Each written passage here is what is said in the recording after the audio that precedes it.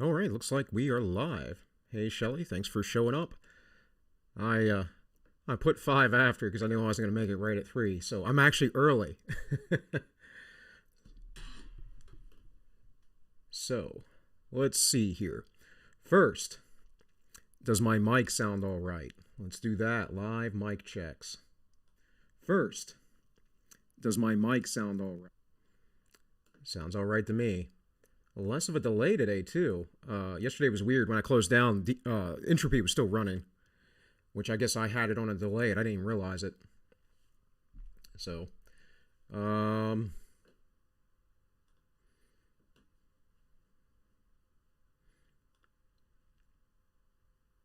sound all right. Let's do that live.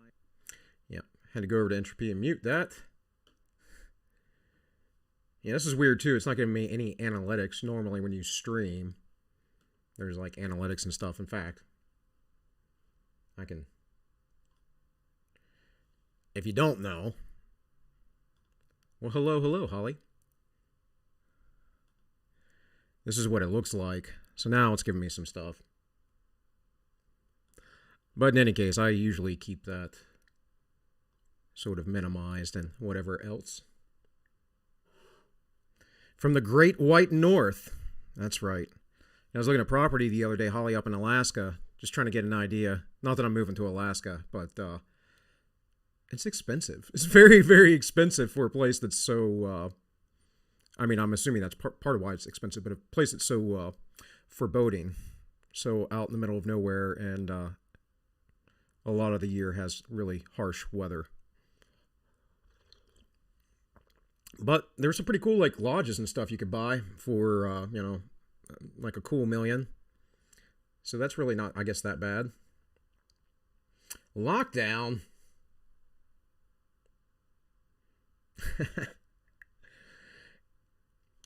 You get a city ordinance to be locked down, or is that Trudeau? I haven't been super paying attention to Canadian news.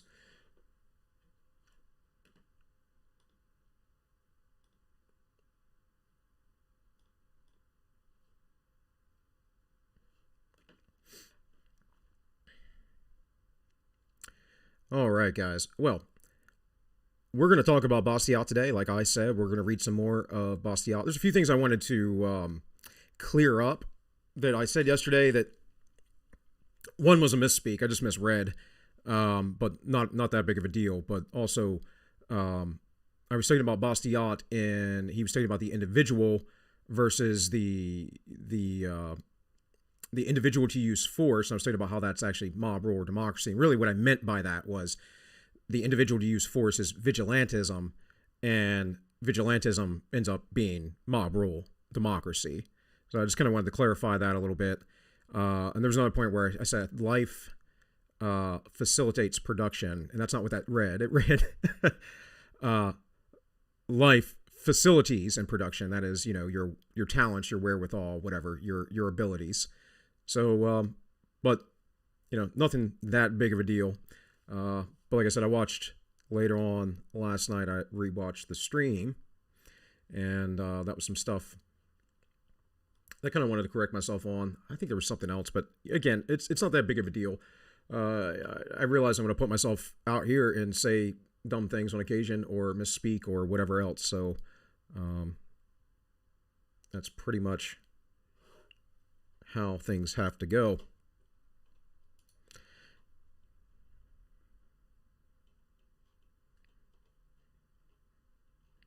Okay, where were we at?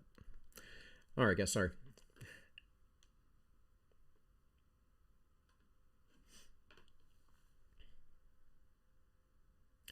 No bad weather, just poor clothing choices. Well, I don't completely disagree with you, but I mean, I'm not a fan of super hot weather either. I like it.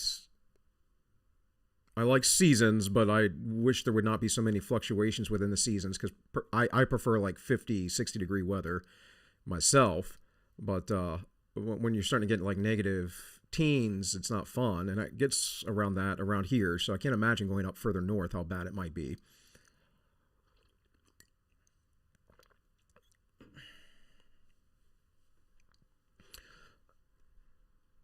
So let's read some more of the law. And we got a couple other things I want to get into today. Just to show you real quick, I did pull up Jefferson's original Declaration of Independence. So I don't think I'm going to get through all of the law today. I did want to show you, this is a copy. This is a copy, paperback. It's 50 pages. Like, that's the size of the text. It's not a very dense read, right? It was literally a pamphlet. It's literally meant to break down these things, these ideas, these very important ideas in a very quick and easy summation.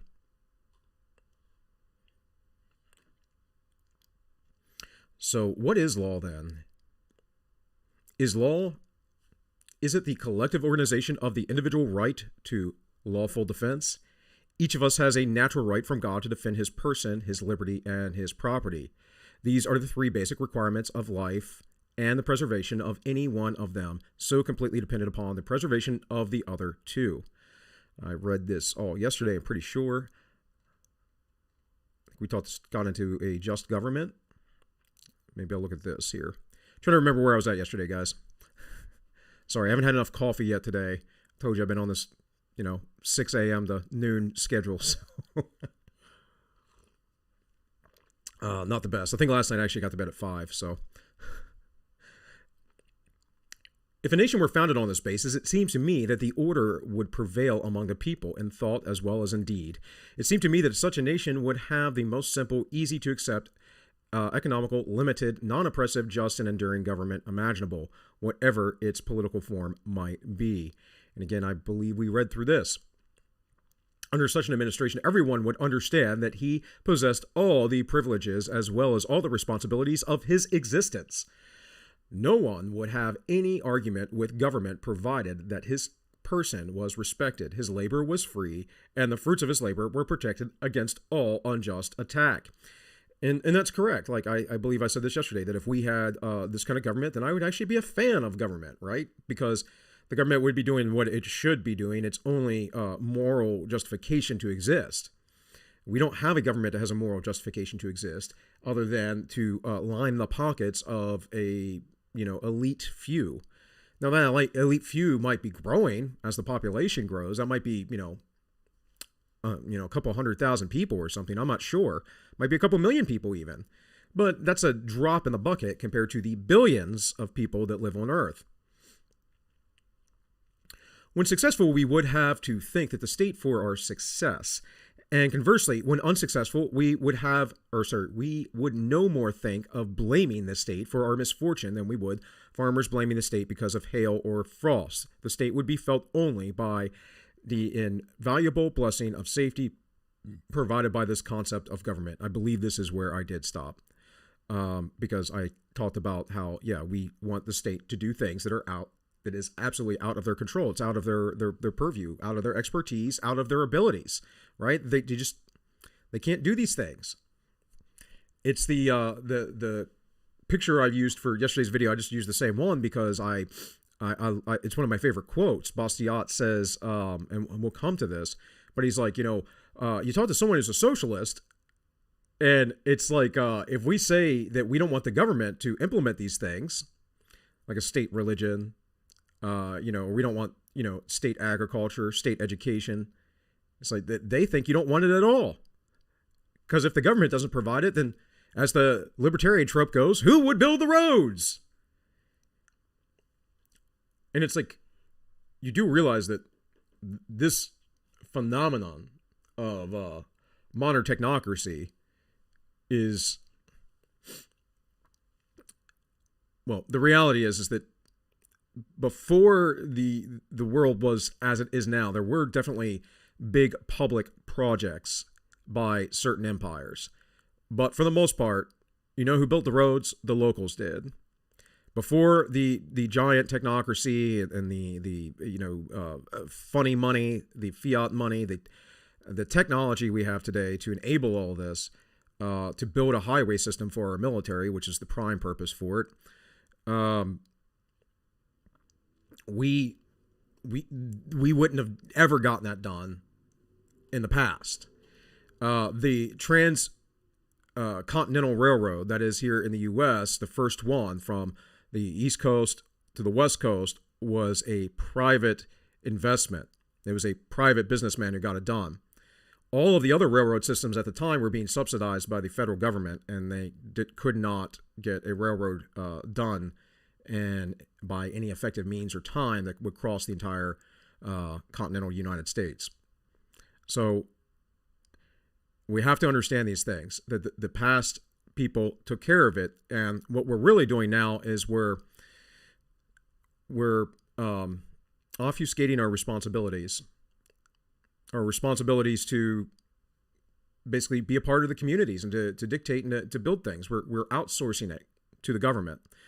And yeah, I get it. We don't always have all the skills, so we would outsource to other people. This is part of the basic ideas of the division of labor. But we don't need to be outsourcing it to the people that have the power of force, and that we justify them to have the power of force. And that's where the slippery slope always comes in, right? With the government, with the idea of having a power dictate and rule over all of the people. And this is also the reason why, as I mention often, the scaling issue is huge, because someone is not going to rule in any sort of fairness if they have no connection to you. Now, granted, if someone has too much connection to you, they might not be very objective either. But that's why we have the idea that we had the jury of peers, a system of local citizens who may know you a little bit or well enough, or know that you're not of the worst reputation, and they can decide if you are either guilty or the law is wrong and nullify it.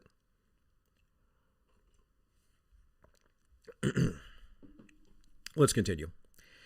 It can be further stated that thanks to the non-intervention of the state in private affairs, our wants and their satisfactions would develop themselves in a logical manner. We would not see poor families seeking literary instruction before they had bread. We would not see cities populated at the expense of rural districts, nor rural districts at the expense of cities. We would not see the great displacements of capital, labor, and population that are caused by legislative decisions.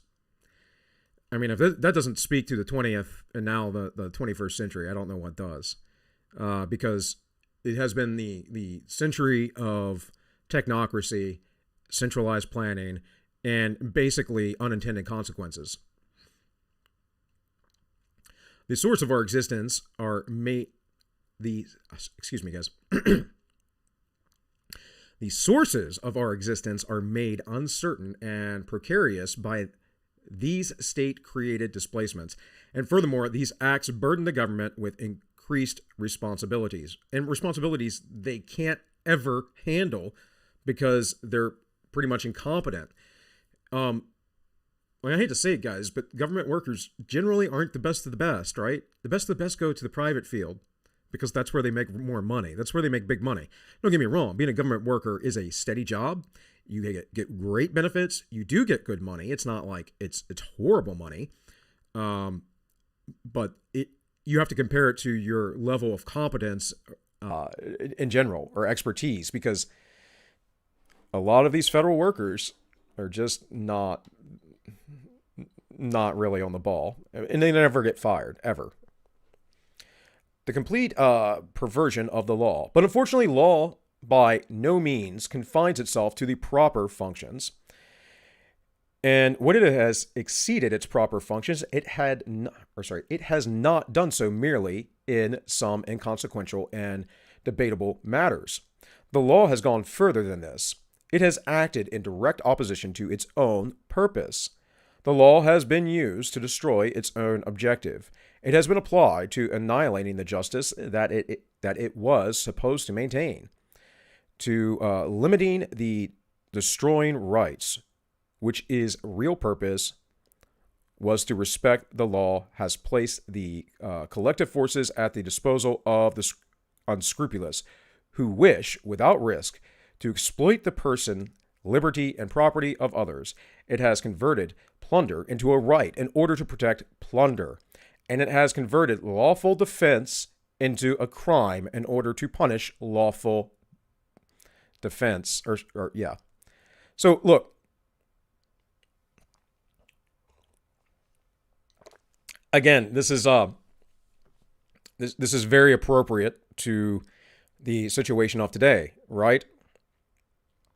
The title of this portion is the complete perversion of the law. And what is the first sentence talking about? It's talking about a two-tier justice system, and one that is basically spun around on top of its head. It says the law has been used to destroy its own objective.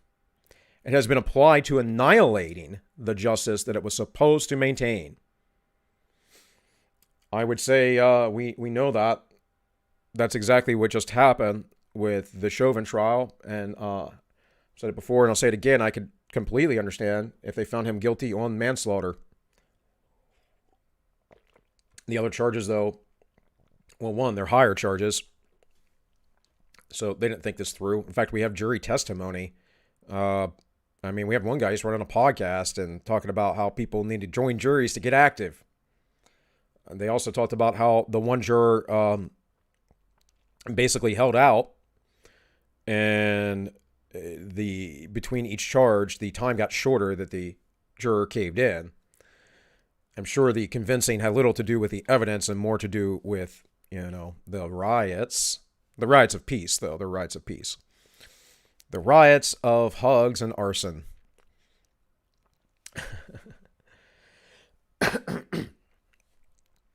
To limiting and destroying rights, which is its real purpose was to respect, the law has placed the collective force at the disposal of the unscrupulous who wish without risk to exploit the person, liberty, and property of others. That's what a communist is. It's a person who wishes to exploit your liberty and your property.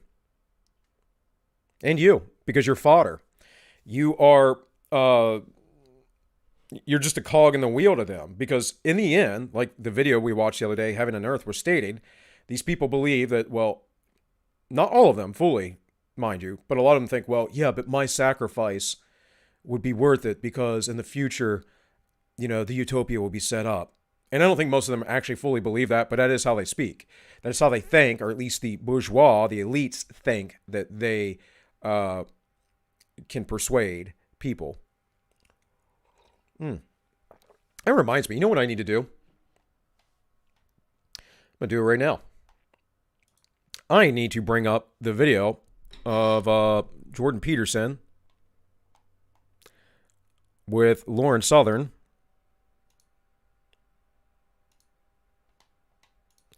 from Rebel Media, because that's a very important clip. One of his PhD students talking about how the minds of these social justice warriors work, and how they're basically two types. There's the useful idiot, and then there's the manipulator, right? And so anyone who's an academic, generally I'm going to assume, is a manipulator.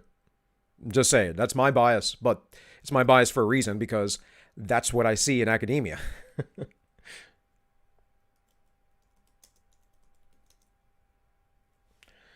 Look at this.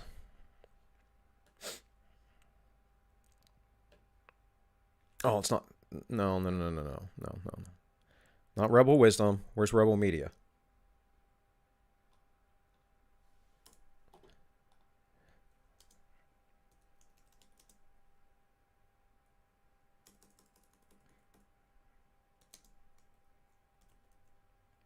I can't spell, guys, so just...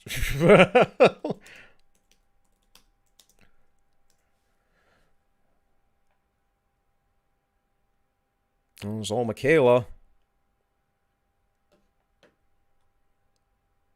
Good Lord. Come on.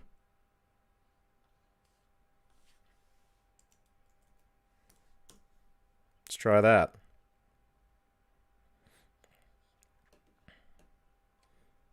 Look how young Lauren looked there. Ooh, she's a little chubby. Changed. Got herself together. She's all married now. Well, I can't find it right now. Perhaps while I am playing the video here in a little bit, I will search for that because I know I have it somewhere. I'll probably find it on my phone, actually, like, no problem. Rebel News. Oh, is that what I'm doing wrong?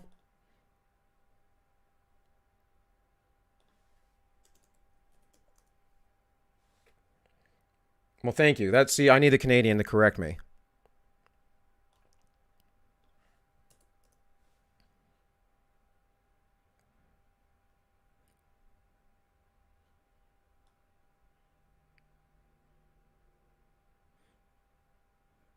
This might get me closer. This isn't it.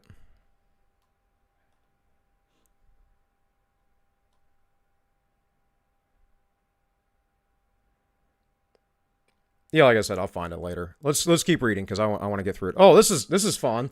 I didn't mean to bring this up right now, but hey, might as well since I'm taking the detour.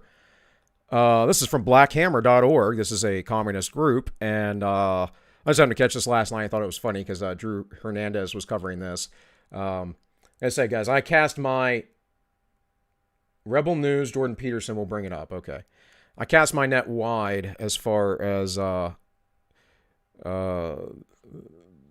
people I watch. I have a few people I watch regularly, but there's a lot of people that I catch here and there. So Holly knows exactly what I'm talking about. This is why we need you on the show, Holly. Actually, Holly, I don't have any guests next week or this coming Wednesday. If you want to come on and have some fun with us, you can show yourself a little bit. You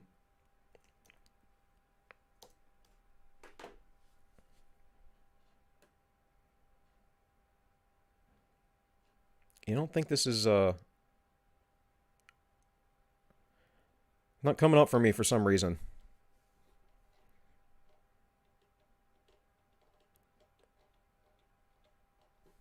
Like I said, I'll find it later.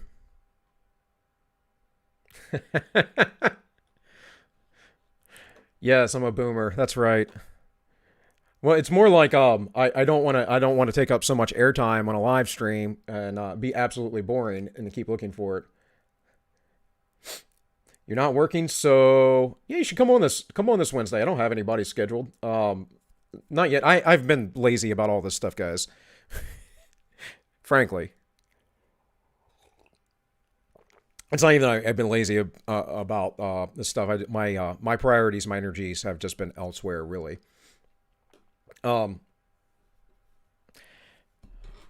So here, Hammer City Constitution. This is the proposed communist utopia. Here, this is it looks literally like a little mud hut village thing. I guess this is some sort of communist sustainable community. So we'll probably take a look at this here in a little bit. But when I say that they want to return people to tribalism, this picture should speak to you volumes. They want to return to primitive life, folks. They really do. They think they do because they romanticize it. Man, there's a great story of this couple that went to go live on the Galapagos Islands some odd years ago. In fact, I think there's a Netflix documentary about it. I think that's where I found out about it. I might have seen it on YouTube first. But either way, this couple goes to the Galapagos, this very particular isolated island, and as she goes off, or as they go off, this guy had left his wife for his mistress. I think they were German, they were Austrian, something like that. And a couple other people moved in on the island, and the whole time all they did was complain about how hard it was because they didn't have the equipment, the tools, the material, or the people. They thought they were going to go live in Homestead, and it was just going to be some big paradise. They're going to lounge around all the time. They didn't realize they're going to have to work their butt off all day long. And all this tension and all the misery led to a couple murders. So it's a pretty fascinating story, a true story, true account of what happens when you get these metropolitan socialite, idiotic types who are naive about the realities of the world, and they think they're going to go live in the Hammer City, in this little village utopia that looks like something you would have found, out in Africa, probably still. I don't know. Anyways, let's get back to the text here. It says the law has placed the collective force at the disposal of the unscrupulous who wish, without risk, to exploit the person, liberty, and property of others. It has converted plunder into a right. It's just looting. It's just looting. In order to protect plunder. And it has converted lawful defense into a crime in order to punish lawful defense. Yeah. Yeah, what do you think is going to happen to Kyle Rittenhouse? The McCloskeys. I haven't heard much about them in a while. I could look that up, but you know, what are we looking at right now? The cop that shot the guy at the Wendy's because he fought them, gave one a concussion, tried to tase them. Yeah. And by the way, all that, folks, legally, the way it used to be at least, all that was evidence that he was willing to use lethal force, and therefore if the cop didn't stop him and that guy killed someone else, he could be legally liable. That'd be one thing if he got away, right? But I mean, if he didn't try and stop him, and you just don't know. You have to make those calls, and you have to live with yourself. You have to stand by it. That's how it goes. But yeah, that cop got reinstated because he was unlawfully fired from the police agency. He didn't have due process. I don't think he's working, but yeah, interesting. Probably a pension thing, probably so he can get paid leave, administrative leave, because that's usually what happens when these things happen. And there again is your government at work, you know, city, county, state, it doesn't matter. I've literally seen this, the sheriff's department guys on paid leave for 6 months to a year because of something, and they usually get fired, but they're just chilling until the investigations go through. It's unbelievable. How has this perversion of the law been accomplished, and what have been the results?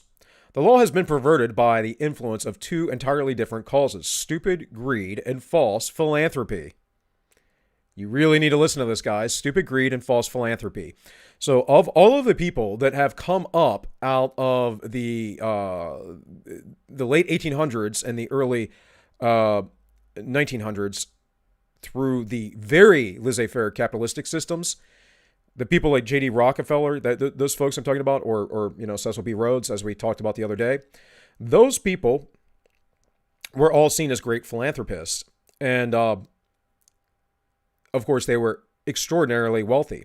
We have the same thing going on today with like Bill Gates and what was it? Bill Gates and the in his the Gates Foundation doing all this stuff. Originally was kind of a a PR stunt to get him to be more likable, because people hated him from Microsoft. And then as he basically retired, he was like, I'm going to be a philanthropist now. People will like me. Of course, now that he wants to jab everybody, people don't like him again. So anyways, the dog. Also, just the week before, a cop got charged with murder and the taser was deemed a lethal weapon. Well, yeah, I mean, right. None of this is going to make any sense. It's meant to demoralize. And just yesterday, I guess, in Portland, I think it was, right? They had, Antifa people with firearms pulling people out of vehicles. Oh, and this is why I have a bag gun, guys, because, again, I don't want to use force. I don't want to, have to ask the Lord for forgiveness because I took someone's life. I don't want to have that, experience on my hands. But, you know, when people are surrounding your vehicle with weapons, man, you know, things are going to escalate. It actually, when I see stories like that, it worries me on my own personal level, because I'm writing a book about some of this escalation. Now it's going to be set further in the future, but man, if things pop off before I can get this book out, it's really gonna screw it up. So let's get back here. It says, let us speak of the first, that is stupid greed. By the way, guys, we've gone about a half hour, so that is my time to remind to like, share, and subscribe. Please help me grow the channel. YouTube will shadow ban me forever, because I'm not talking about the run-of-the-mill stuff that they like people to talk about. And the only way I'm going to grow with a channel like this is by your all support. So also, you can make donations. The links should be in the description to the Entropy and the Subscribe Star.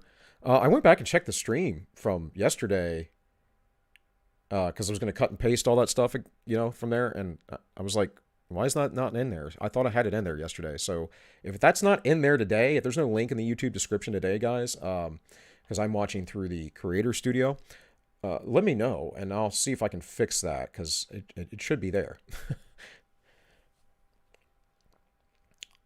Okay, so what does Bastiat do here? Well, he's about to break down the realities of human nature. Leftists will never concede to your arguments, by the way, because they don't believe in human nature. They believe in the blank slate. This has been disproven time and again. Probably the best, most simple, easy book to read on this would be Steven Pinker's The Blank Slate.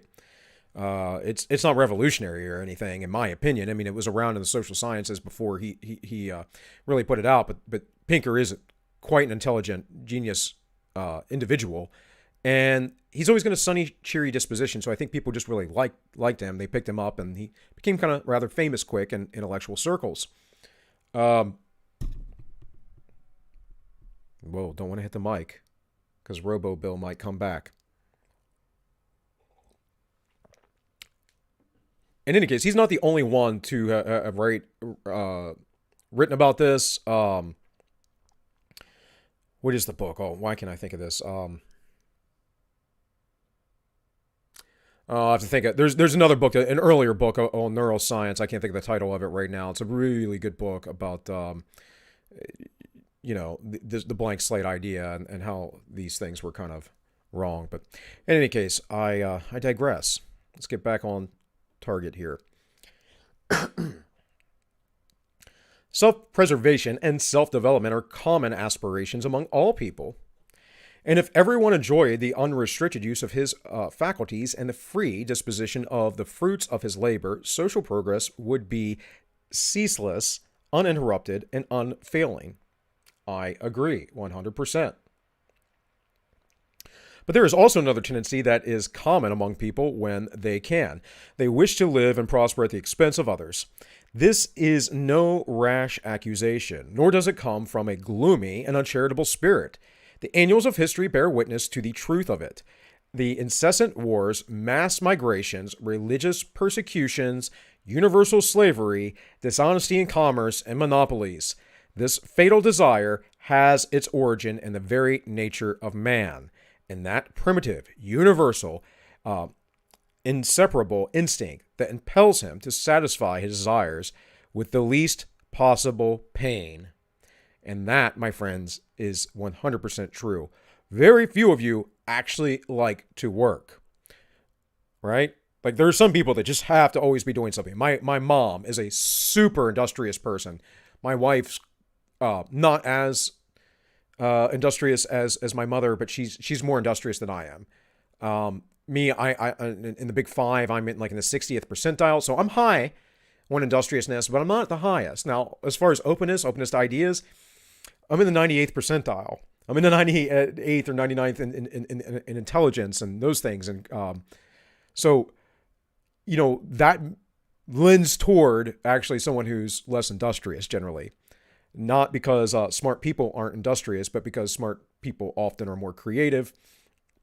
And the more artistic you are, then generally the less industrious you are. It's a not a one-for-one correlation, but it is a very common truth.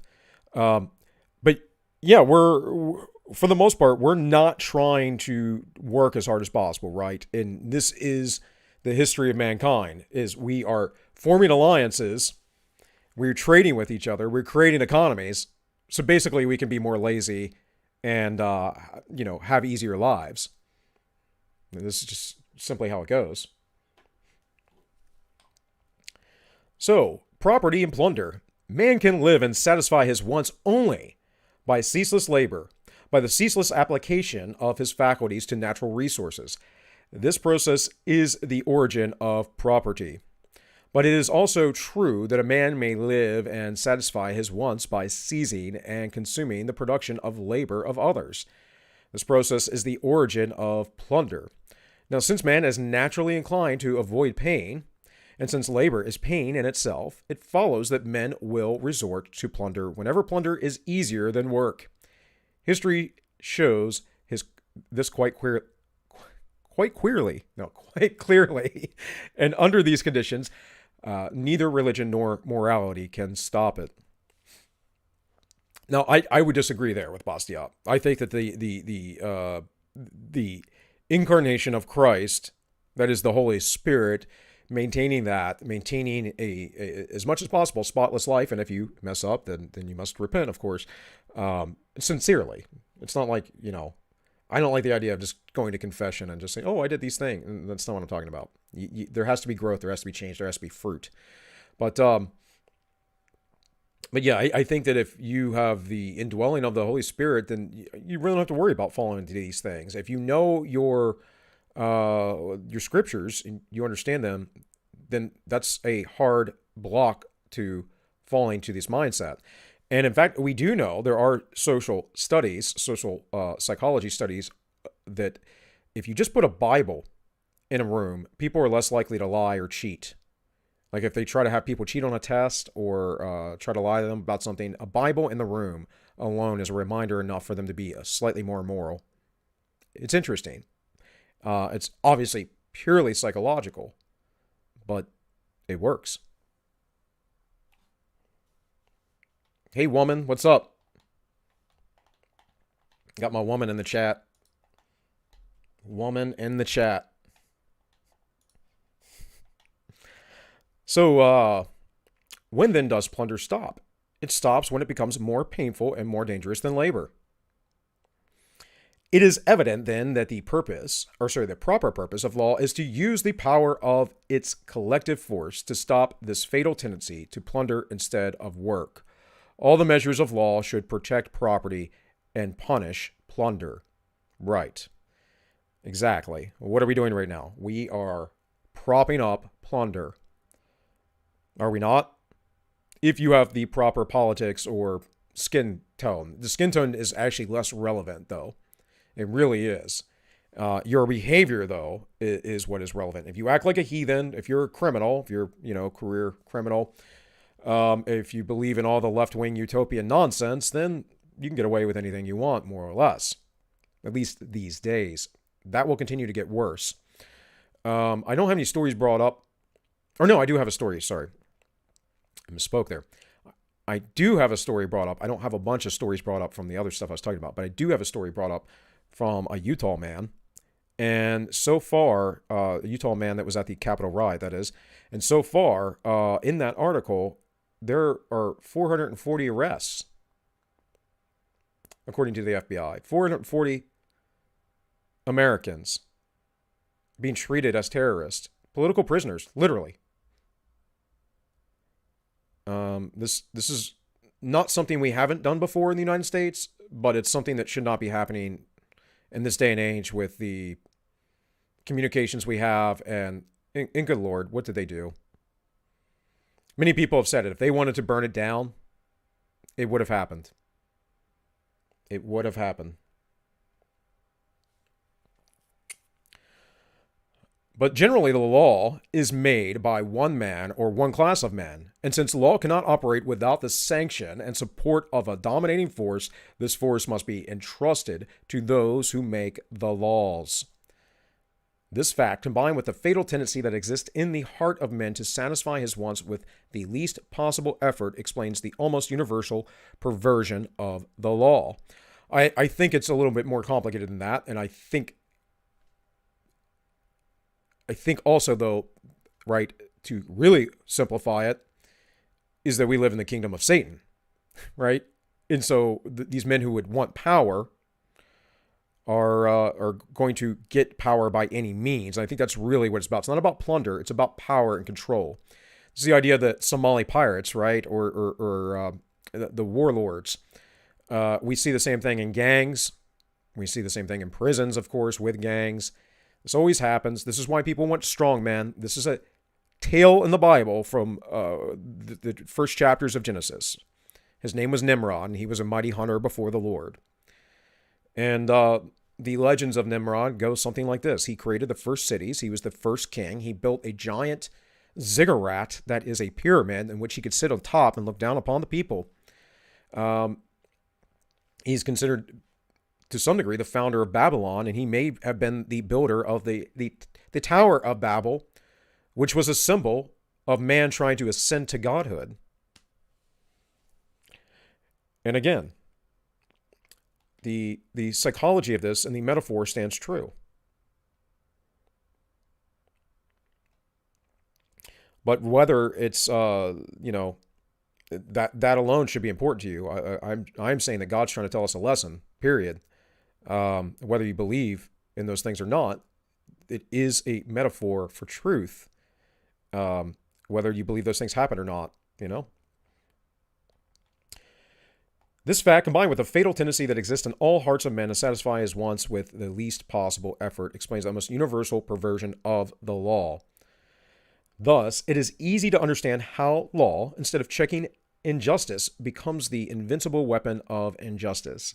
It is easy to understand why the law is used by the legislator to destroy, in varying degrees, among the rest of the people, their personal independence by slavery, their liberty by oppression, their property by plunder. This is done for the benefit of the person who makes the law and in proportion to the power that he holds.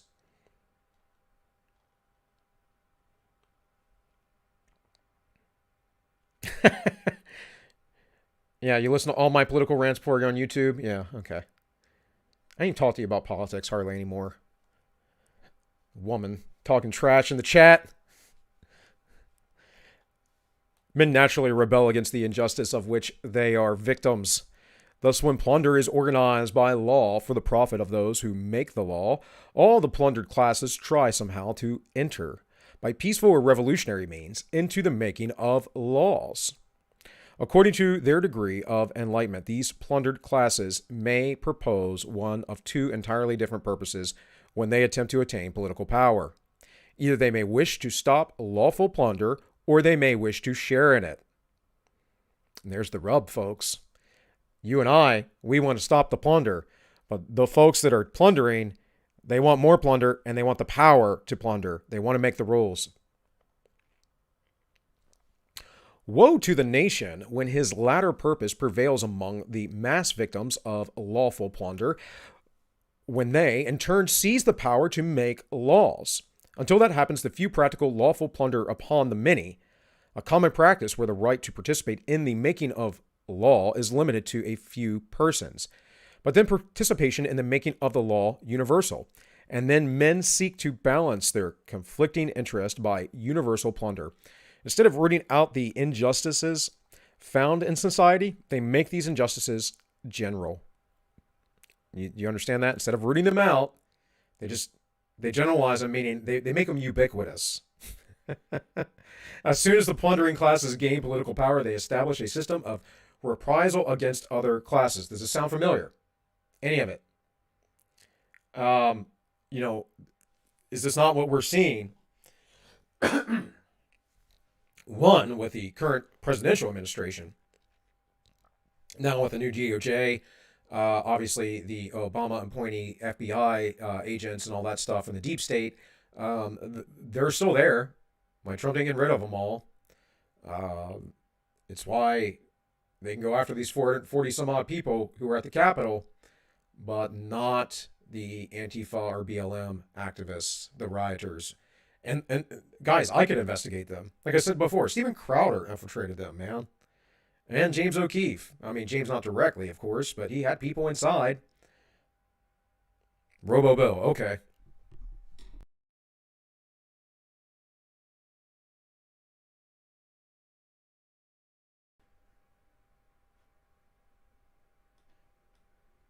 Robo Bill, okay.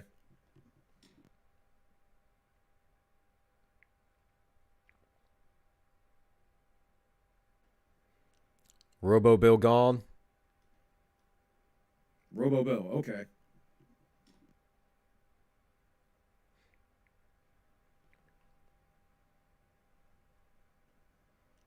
Robo Bill gone. All right. Hello, Sam. Just in time to tell me I'm Robo Bill. Thank you.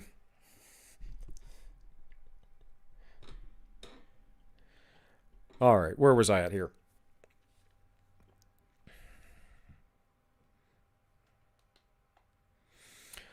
So let's see here. It said instead of rooting out the injustice found in society, they make these injustices general.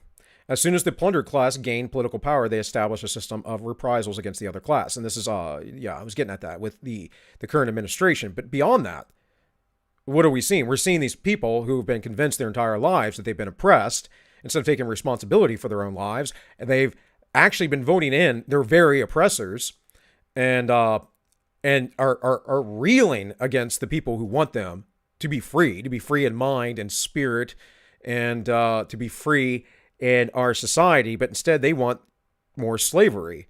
And now they've done this to themselves, and they're going to blame the people who want them to be free, and then they're going to go after them and say, well, you guys don't know how oppressed we've been. You're going to have to live this way while we basically live in luxury. Of course, none of this is going to work out.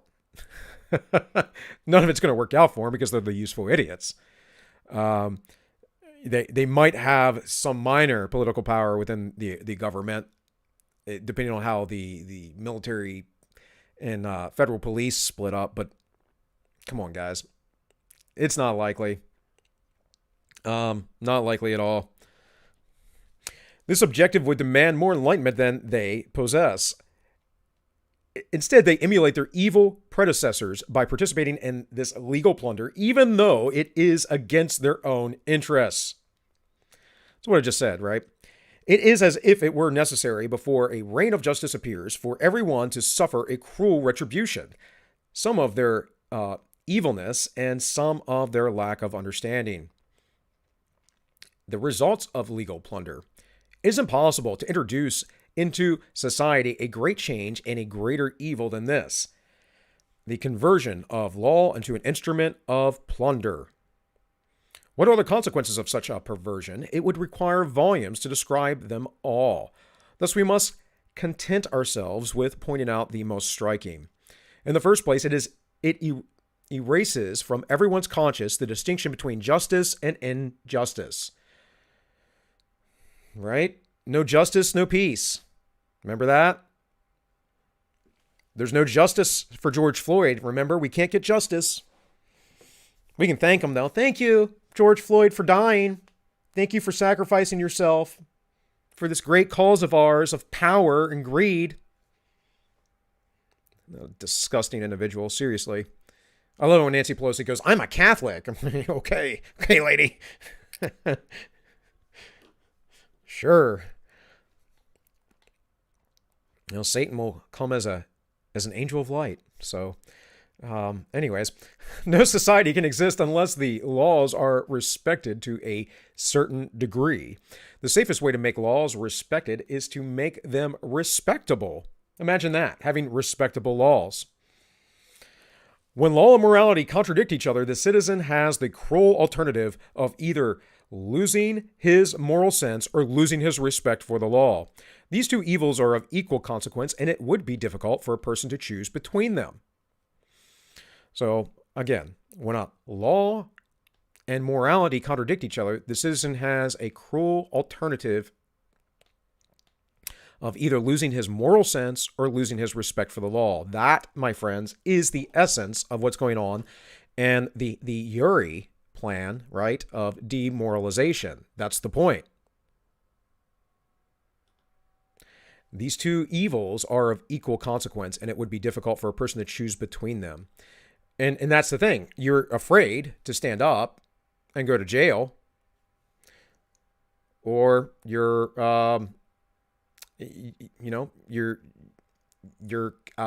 essentially just going to be like, well, but the government said so I got to do it. And then at the same time, your moral sense is going, well, this isn't right, but the government said so I got to do it.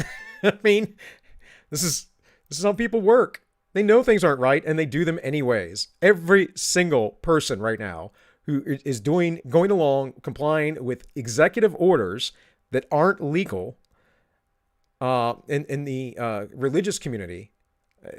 That's exactly what you're doing. You're cucking out, guys. You're cucking out. I'm going to pull up this guy real quick. I'm going to read the chat real quick, too, but catch up on that. But I'm going to pull this up because I think it's... I mean, this guy knows what's up. He knows what's up. He knows he's in a kangaroo court. He knows this is ridiculous. He knows no matter what he does, he's going to get charged. Just like, by the way, guys, Derek Chauvin and the other officers, they're going to be charged federally. And I saw a thing. What was it? Somehow the state was going to go after him, but the state already did. So I think it was the city, though. So anyways, there are going to be more layers of charges with him because no matter what, they were going to get him. It's that perversion of justice.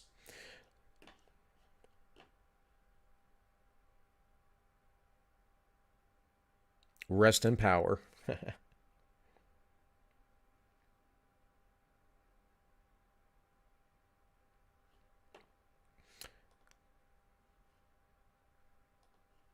Let's see. You can just have message relay. Yeah. I see you guys are kind of just chatting amongst yourselves, so that's fine. Yeah, Matt. No, don't worry, dude. I'm just saying. I'm glad you guys are actually having conversations in the chat because I kind of feel weird when I'm sitting here talking. I look at the chat. No one's in the chat talking. I enjoy an active chat, as you probably know. If I'm over the weekly narrative or some other places, I get active in the chat, which is also why you guys watch me, right? Because I got active in the chat and you guys came over here, which I appreciate. So Utah man accused of assaulting cop at Capitol siege tells judge to come F with me during Zoom court hearing as the FBI says they are still looking for the worst of the worst rioters. It shortened it here, but it says worst of the worst. What do you mean? Worst of the worst? Like the few people that stole something? I could see those people getting charged. Don't get me wrong. Like you can't steal, guys.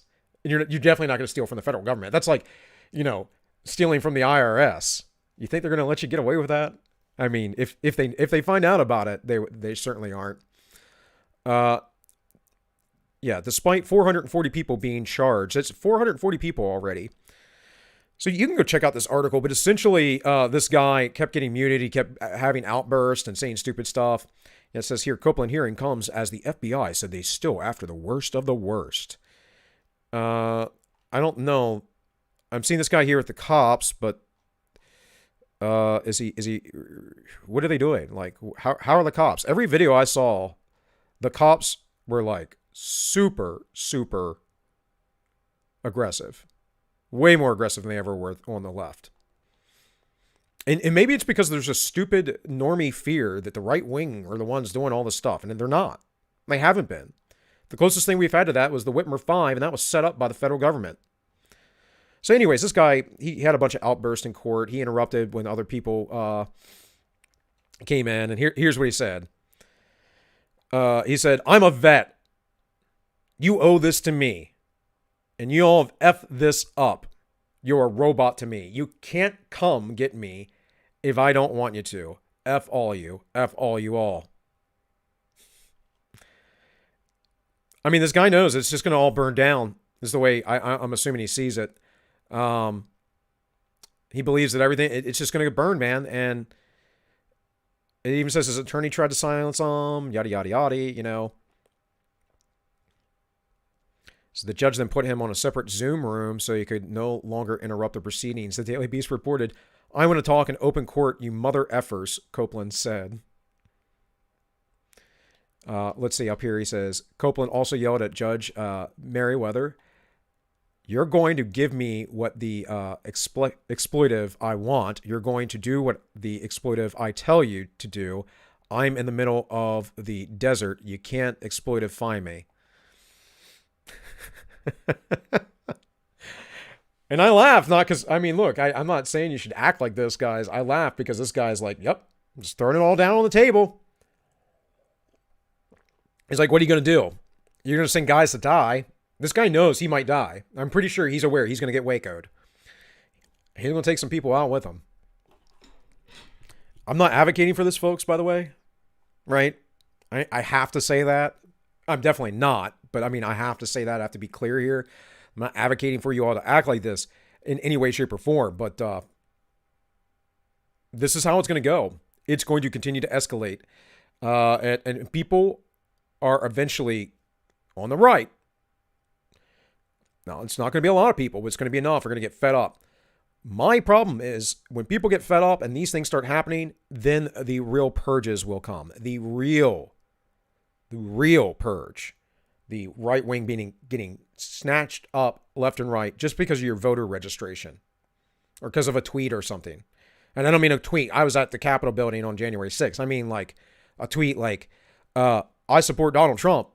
That kind of stuff.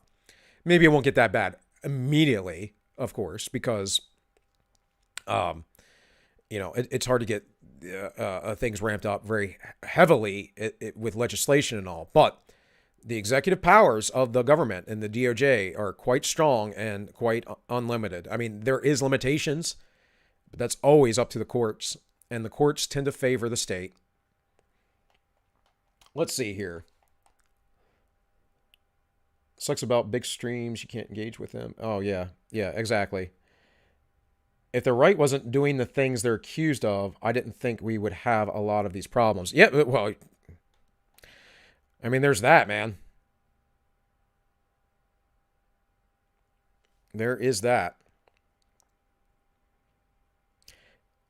At one point, Copeland asked, is any of this negotiable? I used to be a free man until you locked me up. And, there's just some statements here. So Copeland had said during the hearing that he had been shot while serving in the military in Iraq, and prosecutors acknowledged that he had previously said he'd suffered from PTSD, which should excuse him from everything, but he doesn't have the right politics.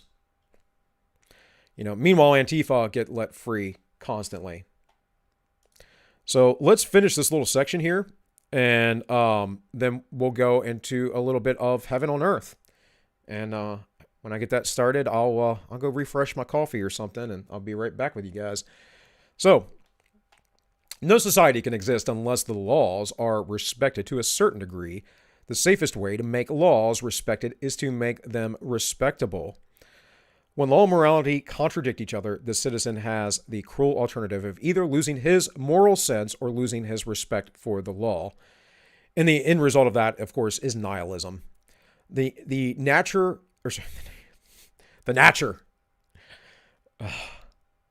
Words. How do you say them? I don't know.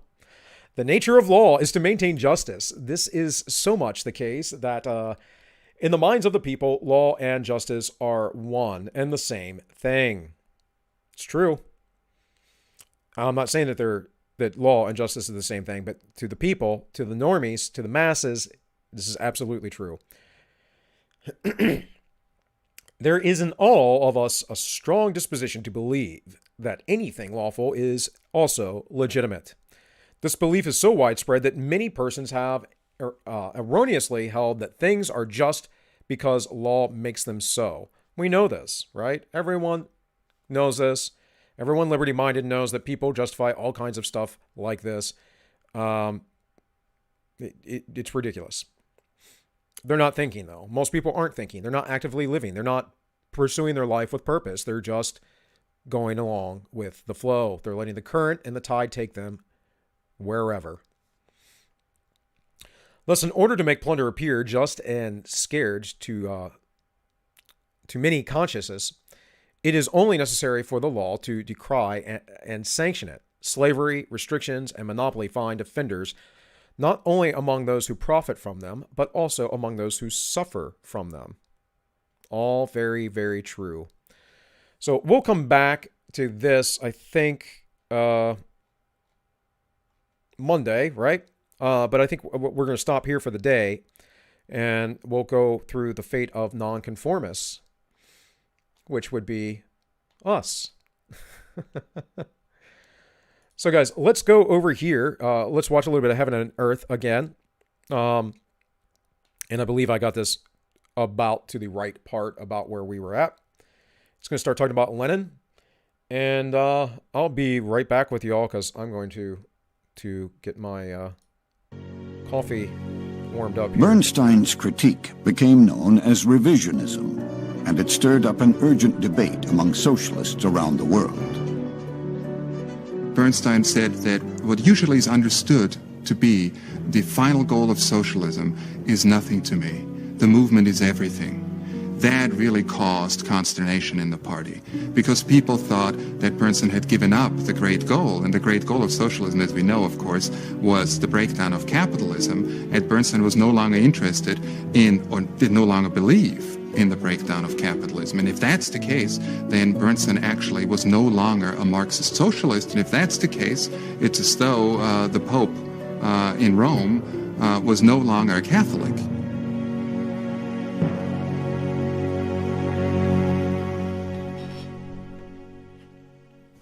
Thousands of miles away, a 29-year-old Siberian exile was carefully following the debate. His eventual response to Bernstein's criticisms would forever change the face of socialism. His name, Vladimir Ilyich Ulyanov, better known by his nom de guerre, Lenin. Lenin was, first of all, probably Russia's most exuberant workaholic in a country that did not have a work ethic. He was enormously hardworking. He was enormously smart. He had supreme self-confidence and a belief that he really knew what was right for everybody, and particularly for the future of his country. When Vladimir was 17, his older brother Sasha was executed for plotting to assassinate Tsar Alexander III. It was the beginning of his own path to revolutionary action. After he got to the university, and he took part in a demonstration, which was not political. It was directed against some regulations of the university. When he was arrested, and it was discovered that he was the younger brother of the executed terrorist, he was expelled from the university. He was a top student, so he had to spend several years in idleness. Vladimir was banished to his family's country estate. There he began to explore the stacks of radical literature his executed brother had left behind.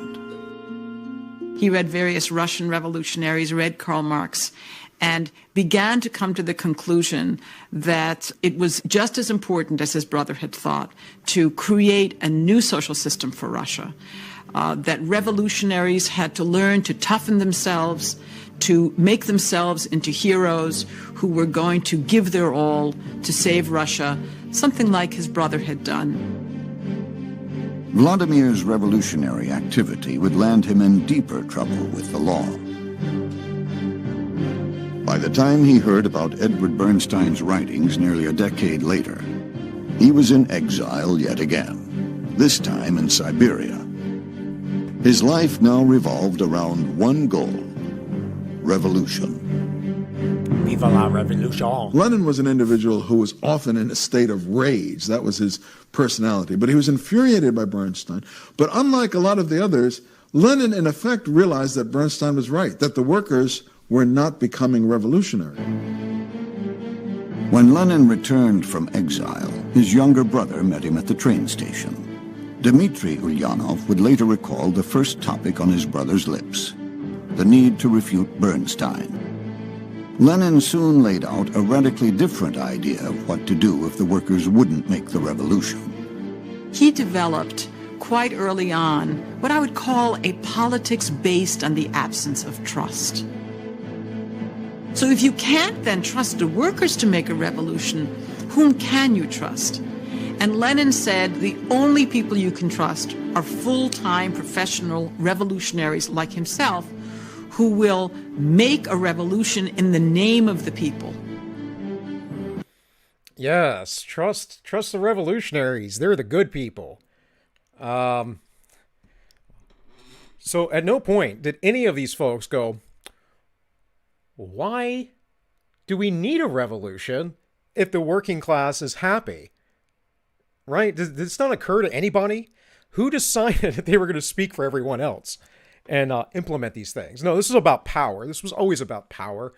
They can kind of frame it any way they want. Lenin wanted power. It's the bottom line. All of the old Bolsheviks wanted power. Let's see, that's bizarre. I just got a notification AA went live. covering the decline and fall of the Russian Empire.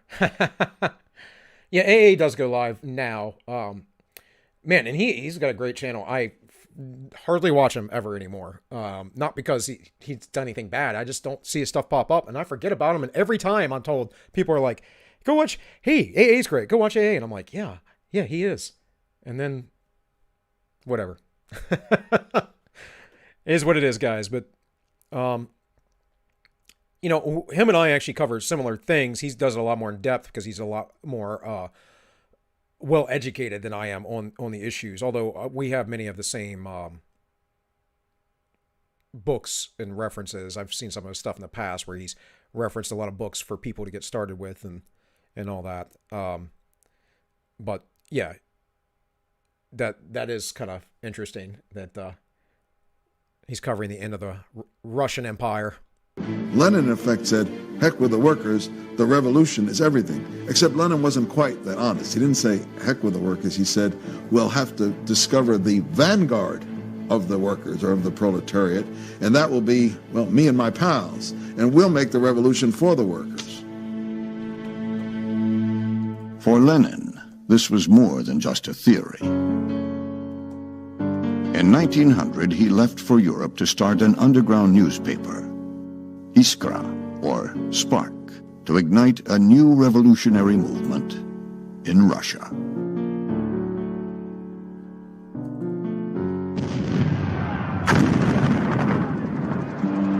In the summer of 1914, 50 years of peace in Europe came to a bloody end. Soon the entire continent was mired in the fiercest conflict the world had yet seen. The Great War hit Russia particularly hard. There was a breakdown of transport. There was inflation. And in the northern cities, particularly the capital city of St. Petersburg, or Petrograd as it was then called, there were great shortages of food and fuel. So the winter was very, very harsh. By early 1917, the ground was crumbling beneath the Tsarist regime. As Russian troops battled Germany in the west, strikes and protests spread across the country. Then, in Petrograd, a group of soldiers mutinied. It was the beginning of what became known as the February Revolution. Notice how there's a repeat of these things again. That's why I say history doesn't rhyme. It does repeat. The February Revolution. Weren't we just talking about this the other day in France? Right? That's what Bastiat's kind of addressing. And that letter, that's what de Tocqueville is addressing specifically in the French Parliament or legislature, whatever it was at the time.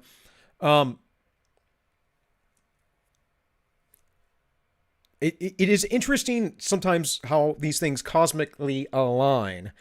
Sam just said, it was weird timing for the topics, and I said the collective unconscious.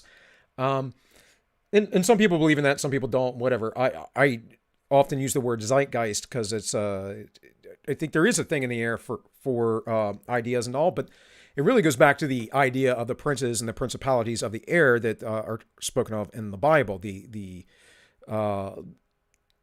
The beings that are interdimensional, if you would, that we can't quite perceive unless they want us to perceive them. So, which would be my best description of, angels or anything like that in the Bible. If we want to think of it in modern terms, that's what they are. But yeah, we have to think of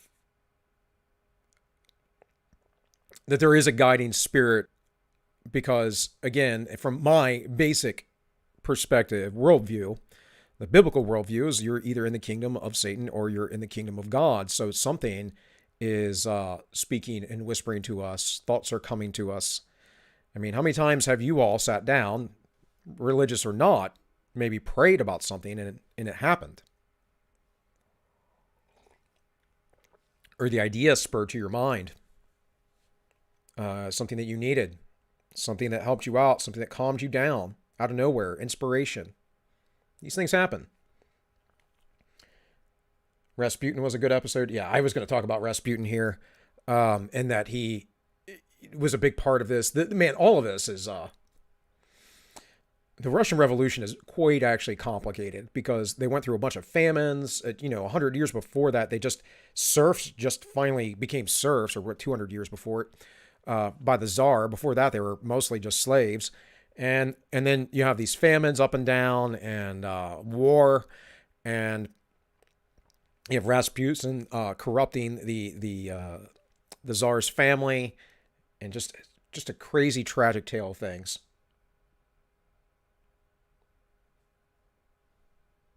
Let's keep going. To prevent a similar uprising on the front, the Tsar abdicated the throne. Power fell into the hands of a liberal provisional government.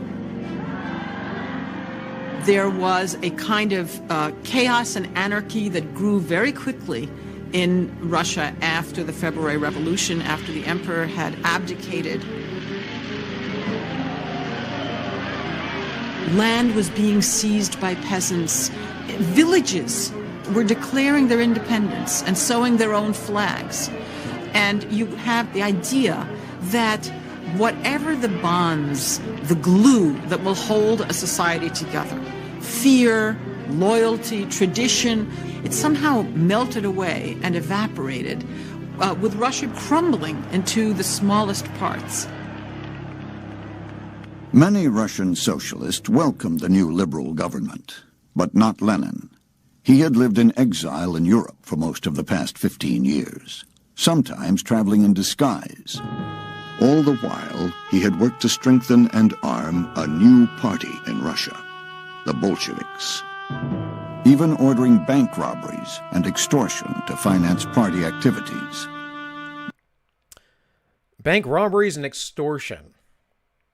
Were we just reading from Bastiat about the plunder and the plunder of the law, and making the law about plunder? Now he saw the chance he had been waiting for. On October 25th, 1917, the Bolsheviks struck.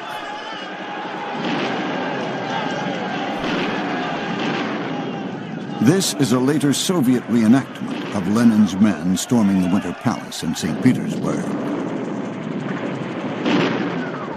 In reality, the revolution was much less dramatic. The provisional government yielded with little bloodshed. Many didn't expect the new regime to hold on to power any longer than the provisional government had. When Lenin and the Bolsheviks seized power, they really were a tiny minority. And immediately, the Bolshevik regime found itself embroiled in a civil war, which it won militarily, but it also won because the Bolsheviks had been very successful in their use of propaganda to win what we might nowadays call the hearts and minds of the Russian people.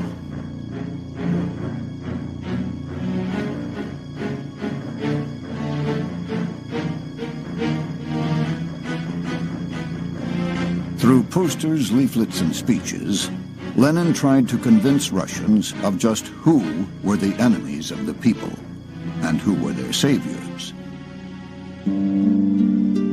But Lenin didn't stop with propaganda. The enemies of the people were marked for retribution, including priests, rich peasants, and political opponents. Lenin began with Nicholas II, the last Tsar to reign over Russia. Him, his wife, their 5 children, their doctor, their servants were all massacred. And then their bodies were cut up and burned, and then what was remained was buried in a shaft, which was only discovered a few years ago. Then, in August of 1918, a revolutionary who felt that Lenin had betrayed the revolution took 2 shots at him and wounded him almost fatally. Whereupon Lenin and his henchmen agreed to carry out Red Terror. This was a terrible thing.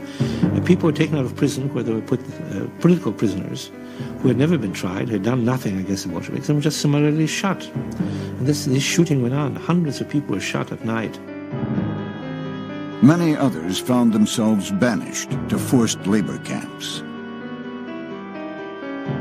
Under Joseph Stalin, the system would become known as the Gulag.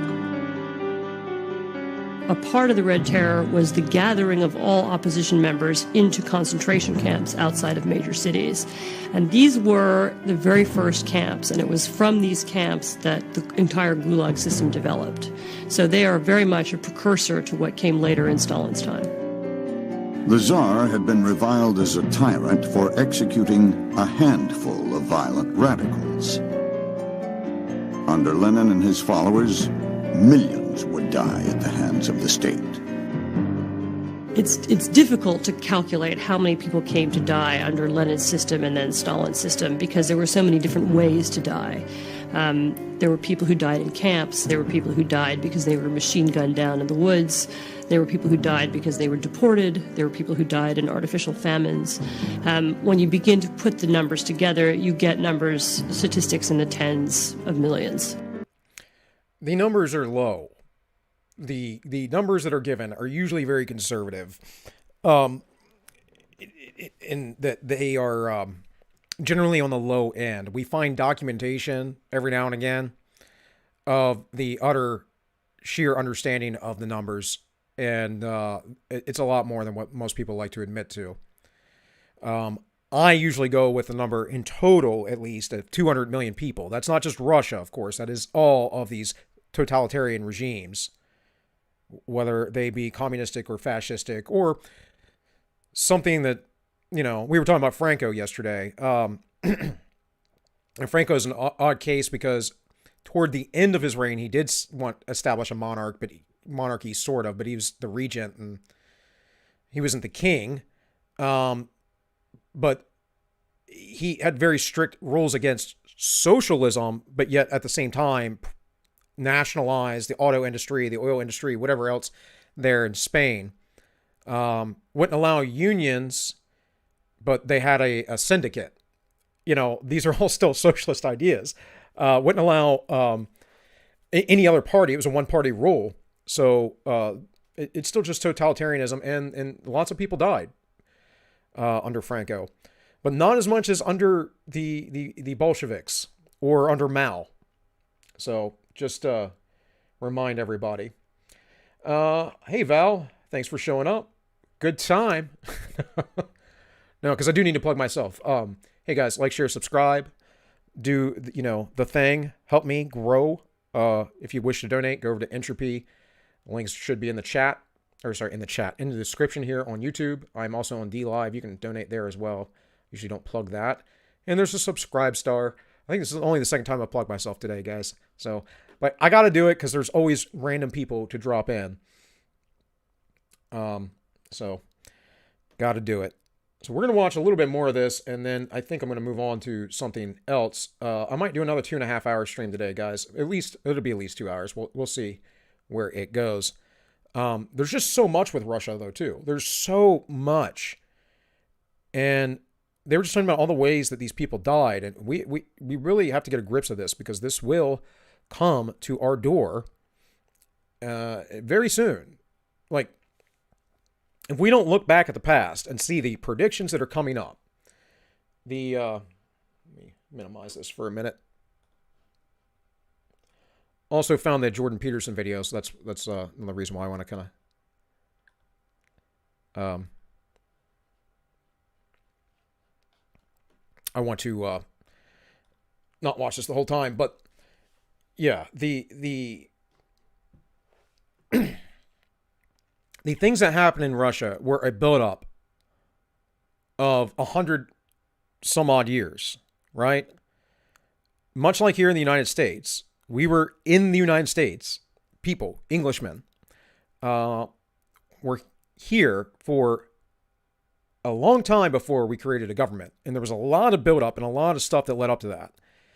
And then we had a civil war, and it was the exact same thing. There was a lot of buildup for about 50 years until that.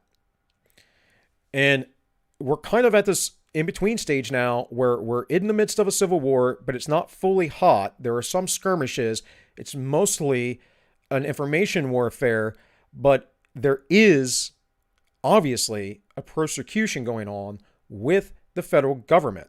The feds are 100% persecuting, people for their political beliefs. And they've done it before. It's nothing new. But let's say under McCarthy, just looking for people in the government, McCarthy's been totally demonized as being some horrible person for trying to keep communists out of the government of the United States, which is the right of the government of the United States as far as I'm concerned, because it's antithetical to our Constitution. But those people are demonized, and then the people who are against us, who are against the American way, those are the heroes today, right? So you have to understand that. Obviously, most of us here, we all get that. It's pretty basic stuff. But with that, you have to understand this is going to grow, and it's going to get bigger and bigger, and more people will be indoctrinated, more people will wake up, and there will be more clash and division. The first thing that's going to have to happen on a large level, and it will happen, is that the states will start to go, well, we're going to nullify all these things that the federal government's doing. We won't let the FBI operate in our state. So then there'll be a battle between the states and the federal government. Most of that will be legal battles. It won't necessarily be violence. It's really going to take a lot for, let's say, a local sheriff's department to have a firefight with the FBI or the ATF. But legally, the sheriff can say, well, this is my jurisdiction, so get out. And they could go, what? But we're the feds. We have jurisdiction everywhere. And then the sheriff can be like, well, not according to the 10th Amendment. I mean, I can imagine something like that, right? Yeah, Thane says at least 3.5 million in the Holodomor, of course. It's Holodomor alone, but there's so much else. The numbers I've seen are between 80 to 100 million in Russia alone, and something like that as well under Mao. And we know that they hide what their actual numbers are, or they did hide. And we know there are apologists. There are all kinds of well, the numbers really weren't that bad. Now, you're a bad person if you say that about a certain event that happened in Germany to a certain ethnic group, right? You're just a terrible person. But these people, it's fine because, again, they have the right politics. It's absolute evil. It is insanity, but, men have forgotten God, as Solzhenitsyn said, and that's why we are where we are at.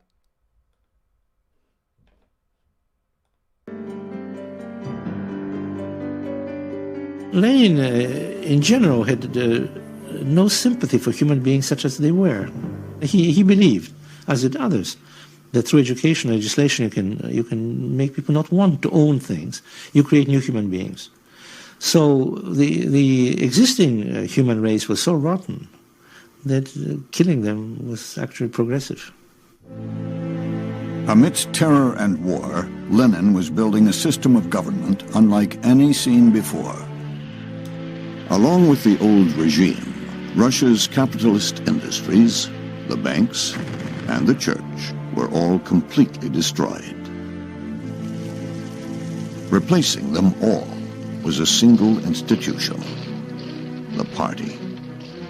Most of the Bolsheviks had no experience in business or administration, yet they drew up a plan to manage a country with the world's 5th largest economy and its 3rd largest population. The results were a far cry from heaven on earth. By 1920, in some ways you can say that civil society and civilization had stopped. There was massive famine. The industry had broken down, the railroads stopped working, the economy had fallen apart, and people were really reverting to the most primitive kind of bartering. Massive loss of life. It was a nightmare. By now, Russia was officially known as the Union of Soviet Socialist Republics. The Bolsheviks called themselves communists. That term had long been interchangeable with socialism, but it took on a very new meaning as Lenin broke all ties with the rest of the world's socialists and formed a new international movement.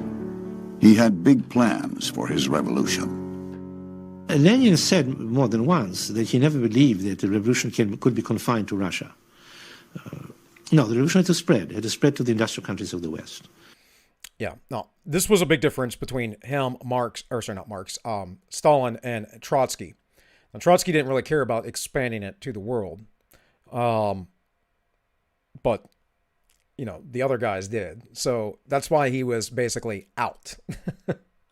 First of all, Germany, Great Britain, ultimately the United States, and so on.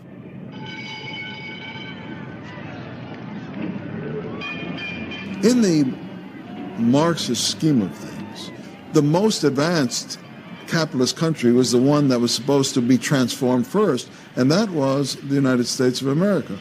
But ironically, socialism never gained the popularity in America that it gained in almost all other countries, basically because its main constituency, or supposed constituency, the working class, the labor unions, simply didn't accept it. They wrestled with it for a while and then rejected it. All right, we'll leave it there because it's getting into a different section. So I don't know if I would agree with that. I think that they weren't able to push it. The government definitely enforced it a good bit, but we didn't want full-on socialism here. We wanted some sort of centralized authoritarianism, which is why there is praise from folks like FDR for Hitler back in the day. I mean, we saw that. People saw that fascism as a third way. It wasn't quite socialism or communism, which, as they just stated here, was interchangeable forever. But it was a third way of things. It was a way of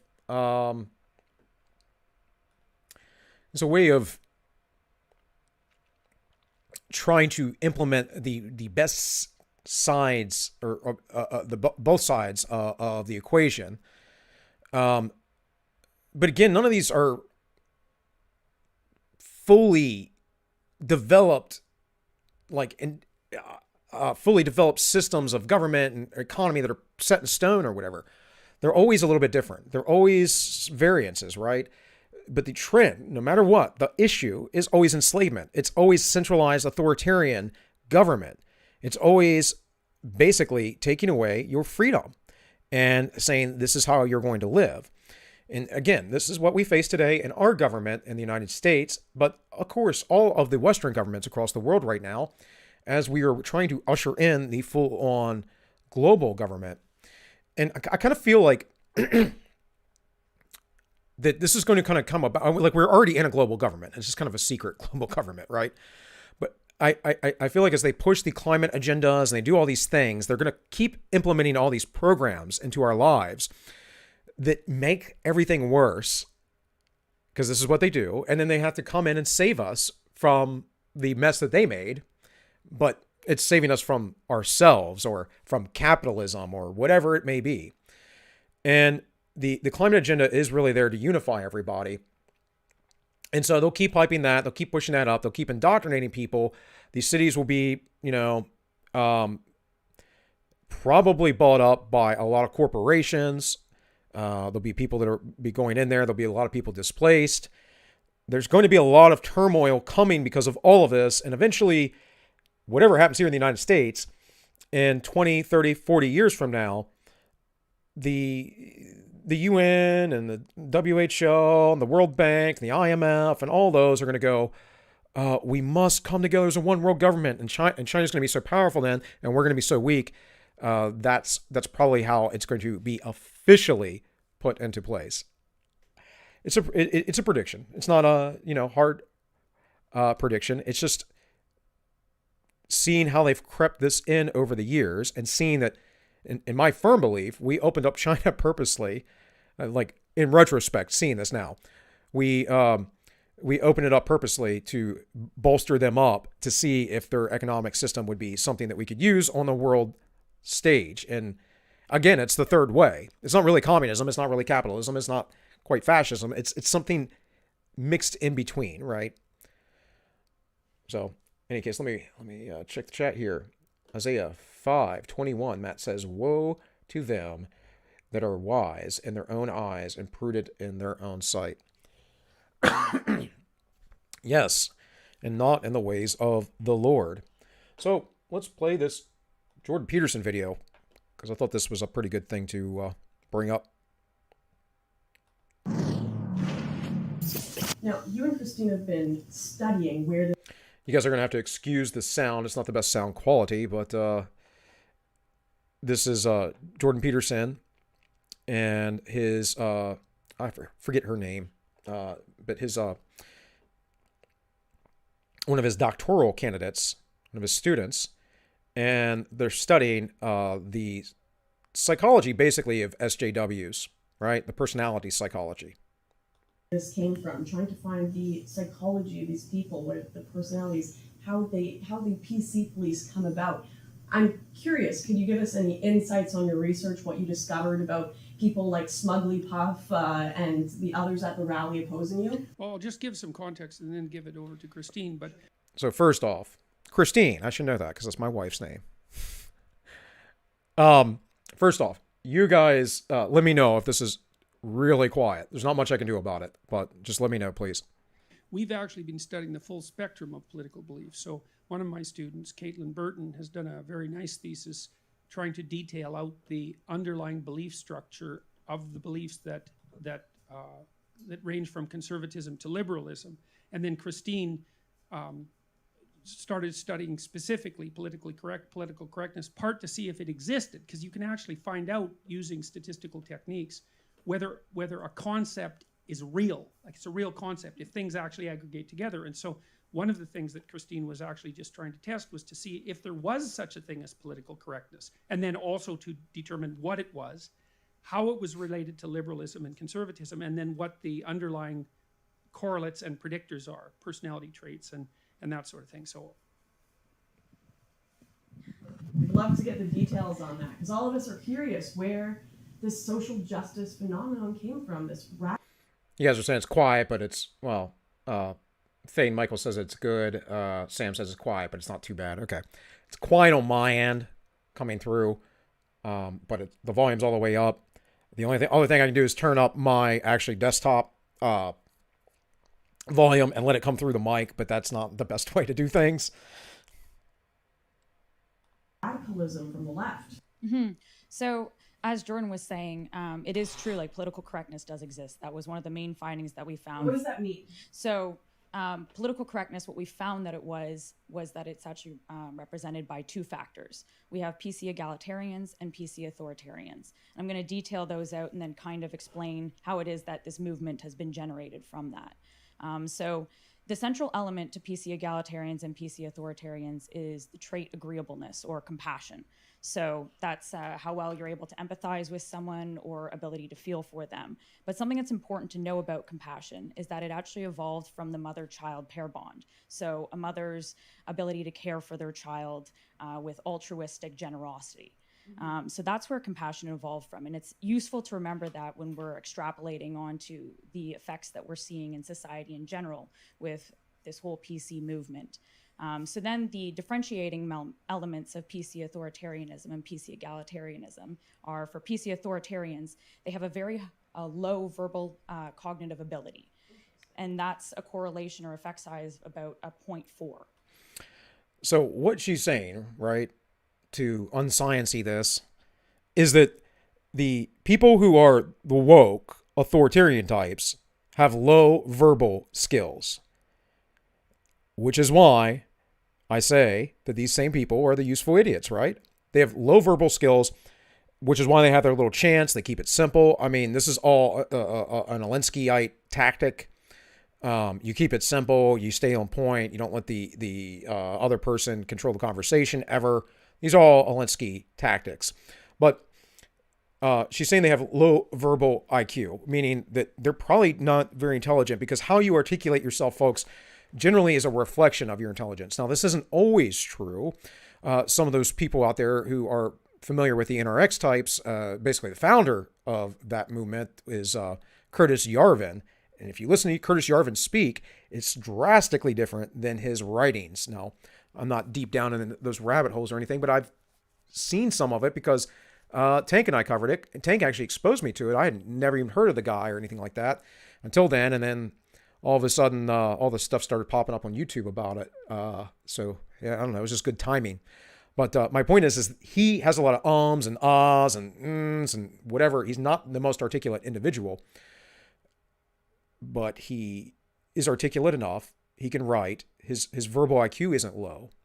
And you'll find that most of the people that are protesting aren't very bright. They're low information. They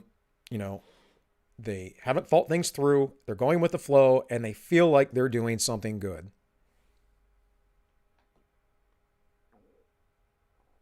Fascism disguised as politeness. Yeah.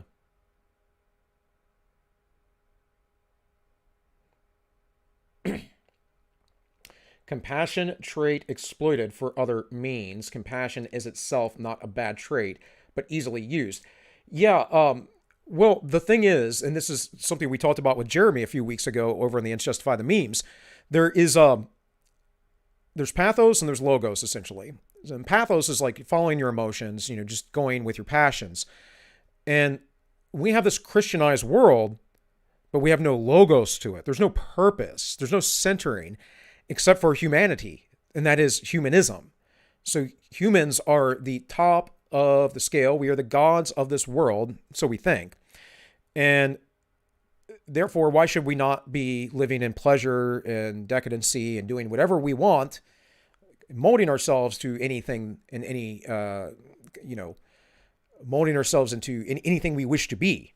Why cannot we create our own environments and perfect them and have a utopia if we're not gods, right? So it's kind of like this thing. If you think you're a god, if you think you have all this control and you have all this ability to change the world and you should be leading people, then you're probably going to think, you're probably going to think that you can also change the reality, because that's a godlike power. So anyways, yes, secular humanism, which is quite high. And then after that, they also have high interpersonal disgust sensitivity. So how we measure that, that's one of the items on the scale would be, if I were to shake your hand, would I feel the need to wash my hands immediately afterwards? Could we share? By the way, ladies, make it be known, when I talked about, darker complexion women, this is my type right here. Unfortunately for her, hopefully she's married or something.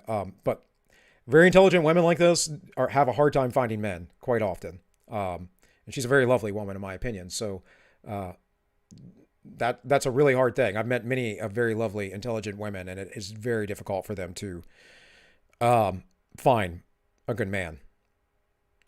Or a drink, that type of thing.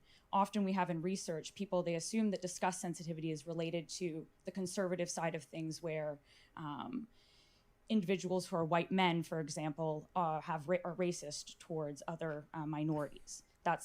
But disgust, it's actually the how culture manages to pass on their norms or the rules that we have in order to have a successful, or the rules for the game to play in order to exist in culture, or in order for us to play the game in our society. So we think that, so since white men or the patriarchy are the ones in charge, they're the ones who are creating those rules. But that's not necessarily true. If you're existing in a family that's a minority's family, for example, your parents are then creating that culture for you. So for individuals who are PC authoritarians or left-wing authoritarians, they're getting the rules passed down from their parents that are perhaps against white men. So that's where we get that claim that white racism exists, the opposite. Interesting. So how much of it is biological and how much of it is kind of based on their parents and their environment? So personality traits in general, I believe that there's about a 0.8 or 0.5 to 0.6 correlation with them being biological. So 0.8 means 80%, basically. Because when they do a scale like that, they say 0.8, they're talking about out of 1 or 100%. High correlation. It's not really a percentage. It's more of a percentile. But yeah, this is how the social sciences, a lot of them, measure and judge things. And so she's saying there's a very, very, very strong correlation with this. but for things like disgust sensitivity, that is something that's passed down more so from your environment. But then there is also still that biological element to it. So disgust sensitivity in the social psychology, the personality Big Five model, is something that's generally associated with the right, and not necessarily, like when we talk about left-right, I'm always thinking about revolutionaries versus people that just want to, live freely. We can talk about it in many different ways. This isn't necessarily right-wing per se, but conservatism often is affiliated with disgust. And it's part of the moral foundations as well, if you get into Jonathan Haidt's work. So the idea that you're disgusted by, perhaps having many sexual partners or something like that grosses you out, that's a more conservative trait. Where, if you're into orgies and whatever else, and you're bisexual, and you have a much lower level of disgust generally. But this goes all the way to being germophobic, to something such as that. So just understand that is generally a proclivity of someone generally who's more conservative. And it has to do with boundaries and barriers and self-preservation. And that's another interesting point, is that the left has not a very good sense of self-preservation. They really don't.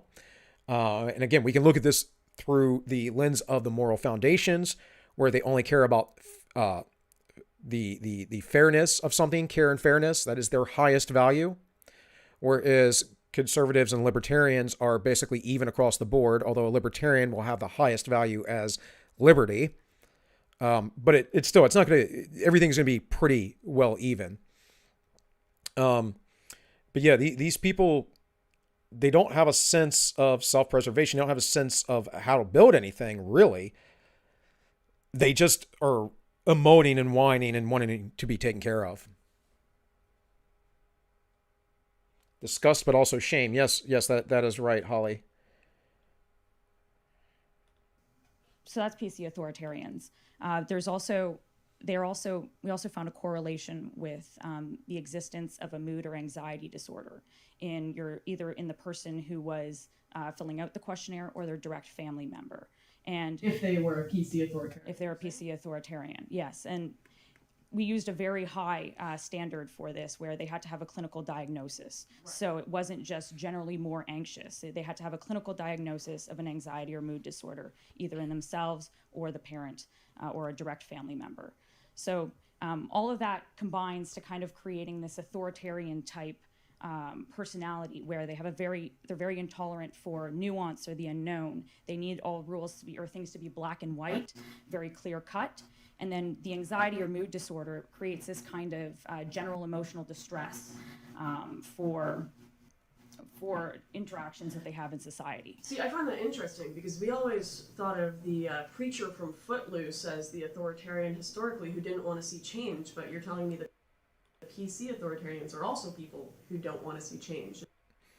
Right. Well, again, that the preacher from Footloose is a trope, though. Right. Always has been. There was a movement of ministry in the 70s and 80s, basically trying to get rid of pornography, talking about decency. The censorship was from the right, yes, 100%. But a portion of the right, a small portion, the Christian right. And not that influential, really, because the courts upheld, the right to have pornography and not censor and everything else, and rightfully so. And I want religiously minded people running things, leading things, but I don't want a religious establishment.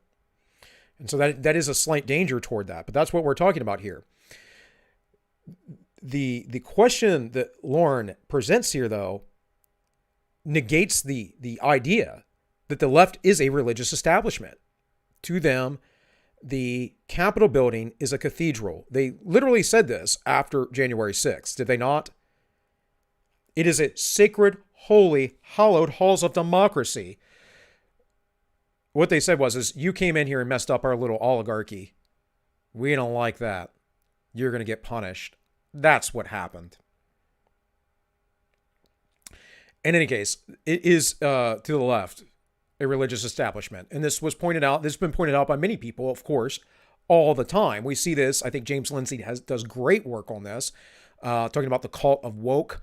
But we see this going all the way back to Nietzsche, understanding that we would not be able to go about our lives without nihilism and destruction with the death of God. So we would have to create some sort of Superman, and that is what we've done. We've created, again, though, these things are repeats of history. This always happens, but that Superman is, Barack Obama, for instance, or on the right, it was Donald Trump. This is what happens when we are relying on the government to be our moral and social authority. It was never its purpose or job. The only thing the government should do is just protect you from other citizens who may take advantage of you. And I know there are layers to that, and I know we could get into all of the mental gymnastics that the left does about, my feelings, and silence is violence, and words are violence, and everything's violence except for actual violence. But yeah, let's just continue with the video instead. They want is black and white. That's correct. Yeah. Only, like I said before, with the disgust, we always think about they don't want to see change in terms of men, white cis men staying in power. But then when you get disgust on the left side of things, you're seeing this protectiveness for groups that are displaying distress. So there's been a huge debate in the relevant psychological literature since the end of World War II about whether or not left-wing authoritarianism actually existed. And the people who invented the right-wing authoritarianism concept were part of the Frankfurt School, and they denied the possibility of left-wing authoritarianism pretty much outright. And it's been a tricky concept to nail down. But what seems to be one of the factors that seems to be similar to both the right and the left authoritarians is a pronounced demand for order, and that's part of a personality trait. It's part of conscientiousness. And so and I should make a methodological note too, because your listeners might be interested in knowing how we determined whether political correctness existed. So what you do basically to find out if a concept or a construct, as they're technically known, exists from a psychometric perspective, so that's a science of measurement perspective, is that you collect a very large number of items of attitude and belief, say. And so what we did was we had a small team of people gather several hundred attitude statements or belief statements that seemed to have been associated in the press and in other sources with the broad cloud nomenclature of political correctness. And then you can subject them to a statistical analysis that tells you how they clump together, or even if they do. And if they don't clump together, then there's no central construct. And so that would have been how we would have discovered that political correctness, in fact, didn't exist, but was just an artifact of... Now, what Peterson is talking about, right? If you guys have never seen this before, I hope many of you have. It's a very old video. It's like 4 years old now. Well, it's probably older than that. But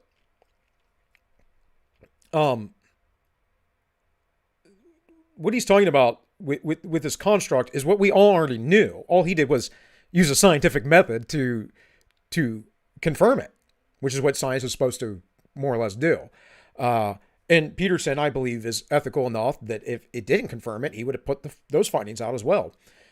But we already knew this because of the wordage, the verbiage being used in our newspapers and our magazines, by the legacy media, by academia. Like, it was very, very obvious. But again, if you work in the academic world and you go, well, this is obvious, they go, oh, where's your study? Because they're a bunch of sophists. Not all of them, but a lot of them. Of the right wing, which is what politically correct people tend to claim. I wanted to read some things here in the chat because I saw you guys talking about something. Also, Val, if you're still around, I don't know if you're over in Entropy or whatever you're doing. I know you told me your sister donated, or not donated, you subscribed the other day. I haven't gotten any notification for that, but I do think my subscriber count did go up by one. So you might want to just tell her to check. I don't know. I don't know who gets unsubbed, subbed, and unsubbed. I don't really look at my analytics that much because I don't see any point in it. But yeah, just to throw that out there. Anyways, here we got some stuff in the chat that I found interesting here. Holly said that ties into my earlier question about the need of flawlessness in our political leadership. If we need gods, they cannot be fallible or even human. Well, right. But that's part of the idealization of Christ, and also Christ indwelling in you, in the Holy Spirit. See, Christ was sent from the Father, and then Christ sent the Holy Spirit to us. Or should, if we're in the faith. But yeah, and it is a thing where we want these infallible leaders, and then so much so that when they are highly fallible, and I mean highly fallible, come on guys, like Joe Biden is 1000% incompetent. People that talked about Trump are, nut jobs, obviously annoyed because they're not getting their one world global order government as fast as they want. That's really what they're complaining about, because everything else that they complain about is pretty much a lie. But yeah, like we're looking at Joe Biden being this completely incompetent individual. He can barely speak, doesn't know where he's at half the time. Just says all kinds of crazy racist stuff, but the media covers for him. Right? So again, yeah, no worries, Val. No worries. Again, like, we need our people to be gods. And like I said, Trump was that. Obama was that. Biden isn't that, but the media is going to make him that. They'll pretend that he is. When this is all said and done with, and I'm pretty sure he'll be a one-term president, but I could be wrong on this. Again, not a hard prediction. I'll tell you when I'm making a hard prediction, but I'm pretty sure he's going to be a one-term president. And I don't mean just because he's old and senile. I mean because I just do not see, unless there's massive rigging, that they're going to be able to do that quite again.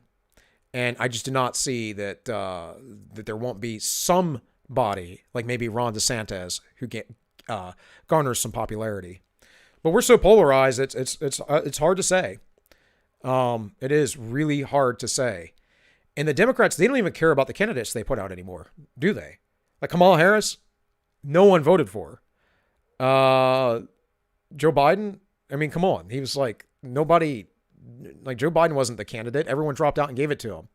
Pete Buttigieg, he was a freaking mayor in a little town. I think South Bend isn't that tiny, but it's still not a big town as far as I understand. But he's a Rhodes Scholar, so he's already on the inside. Who else am I thinking of? Oh, there's Beto.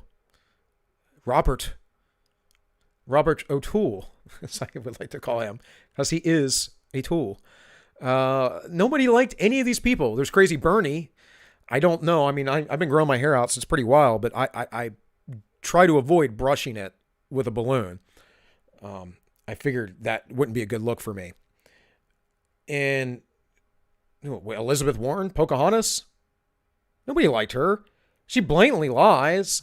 Made up a whole nasty story about how she got fired as a kindergarten teacher, or whatever she was, a first grade teacher, elementary school teacher, because she got pregnant, and that's not true. She quit on her own fruition, and what she makes up this whole story.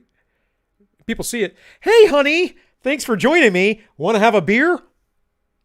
Like, these people are so bad. They're so fake. And yeah, they're in power because we prop them up, or at least the media does, to be gods. And frankly, it's all the boomers out there too. There are young people voting for these folks, but man, we got way too many boomers that watch legacy media that make too many excuses. Shelley, I know you're a boomer, and or close enough to one. But, at least you're getting on the YouTubes and figuring stuff out, watching alternative media, listening to alternative voices. Most of these people, they're just listening and thinking that the Fox News or MSN is all the truth. Tank talks about this all the time with his dad. It's completely oblivious that everything practically they're getting through the mainstream media are lies and propaganda. It's sad, but again, this is why our nation will be destroyed, because we have a bunch of sheeple. We have a bunch of people that have been lulled to sleep and allowed things to get out of hand. They aren't involved, and they have no, guiding principles, no real strong morals. They're just going with the flow. They're taking in the wealth. They don't care about who's necessarily in power. Well, they do, depending on what news media outlet they listen to. But in the end, everything's just going to keep moving along into this one world order, into this police state, into this persecution state that we are suffering right now. We're not even 6 months into the year yet. Think about that one. That's a scary thought. But the two factors that Christine talked about emerged, I would say, perfectly clearly, certainly as clearly as liberalism or conservatism. And so I think the evidence is very strong that it exists, and then as well that it has two factors and that we can predict it with personality. There was other predictors as well. So the other factor. Yeah. So that was the PC authoritarian factor. So the PC egalitarian factor that we found. That one was predicted by, first and foremost, whether you had attended a seminar or had an experience communicated to you from someone else that highlighted individual differences or made you more sensitive, that was geared at making you more sensitive towards individual differences. So, for example, seminars on sexual harassment and things like that. So that was the first predictor of PC egalitarianism. So if they were a person who regularly attends these seminars, or who had been told to attend one through... more likely to be PC. So the more seminars we introduce in universities, the more we increase students that are kind of these PC radicals. Exactly. Yes. So then the second predictor from that was high verbal cognitive ability, which I'm going to kind of link into the PC authoritarians in a moment. And then finally, there was also higher trait openness. So you need to understand this. Just like I said, the higher trait openness. And again, I am in literally the 98th, 99th percentile. I'm pretty sure 98th percentile. Meaning that if I'm in a room of 100 people, there will be 2 people who are more open than I am. That's not a lot of people. I'm a very open, try to be very genuine individual, try to be very transparent. And that also is a aspect, of course, that comes along with creativity. So the PC authoritarian versus the PC egalitarian is what I was referencing before, and that these people who are professors and whatever else, or who are part of the bourgeois, they are always the one actually in control and in power. And so she's going to kind of explain this.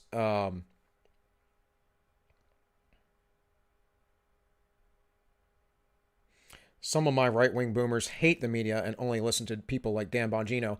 Well, you could go worse than Dan Bongino, that's for sure. I listen to Dan regularly, not necessarily every day, or watch him. Usually listening, because I usually have it on YouTube in the background or something. But yeah, I mean, they're good people. It's even like, I'm not a fan of the Daily Wire for many reasons anymore, although I did used to watch them regularly. But even that would be better than the legacy media, I would say. I watch Crowder on occasion. Again, not because I think he's even the best resource, whatever, but he's just entertaining. I get some news that way. There are a lot of people that I watch. I mean, I'm subbed to thousands of YouTubers, and I'm not always watching new stuff either. But just get away from that legacy media, though. If I had to recommend a couple people to watch to get a kind of, they were bigger. I'd say Bongino would be probably a pretty good one for a pretty staunch, traditional conservative viewpoint. I think Styx is a good, not too crazy libertarian, but just general libertarian, free-minded. He's got pretty good commentary. I think Styx isn't thinking that we're going to be in civil war, because I do watch him regularly as well, and I just don't buy it. But there would be some recommendations. I don't know, off the top of my head, it's hard to say. I watch Tim Pool. You guys know that. I know a lot of you don't like Tim. I watch, I don't know. There's a dozen channels. Obviously, I watch Don, because a lot of you are from his channel. I watch the Weekly Narrative, of course. Those are friends of ours. I don't always catch Yiz. I missed Yiz today, but same thing. I check out her stuff. So yeah, there's just a ton of channels, and for me, it's like, I want to hear differing opinions and voices and perspectives, because it helps my thinking get clearer, and you should too. even like as long as you feel like the person's genuine. It's like I said, Jimmy Dore. I'll go to Jimmy Dore. Now, Jimmy Dore has horrible politics, but he's going to call out the hypocrisy on the left. And that's why I'll listen to Jimmy Dore. And that's important. And you have to realize some of these bigger channels bring normies in so they can eventually come down the rabbit hole and be part of channels like this that are really small and talking about things a little bit differently. I think hopefully with a little bit more depth and practicality. So what those kind of combine to create, along with that higher compassion of these individuals, is when you get the PC authoritarians who are quite distressed, that are saying that they're quite distressed. What you see then is that the PC egalitarians, their compassion makes them able to relate to that, or to want to protect those who are high in distress, because again, that mother-child type of pair bond. And then what you see is so they want to protect those, and then their ability to speak much more fluently because of their higher verbal cognitive ability. Can you give me a real-life example of a PC egalitarian? Because we all know what the PC police Mm-hmm. What's a real, tangible example of a PC egalitarian? Liberal. Women's studies professor. Women's studies, yeah. It's also more along the lines of, classic liberal. Yeah. I find women's studies professors quite radical. Mine certainly was, but maybe I just experienced different ones. But they're very liberal. Yeah. They're very verbal. Yes. Right? And very open. Verbally fluent, yeah. So not as radical, but they have a higher verbal ability. No, they're saying liberal, and she even used the word classically liberal. I would say progressive, or at least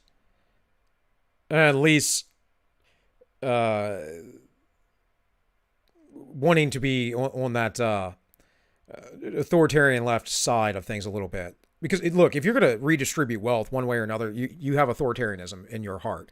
You can say it's out of the goodness of your heart because you're an egalitarian, but the reality is that you think that you have a better take on who gets what, and therefore you're going to play God and distribute it the way that you believe it should be. That's authoritarianism. The end.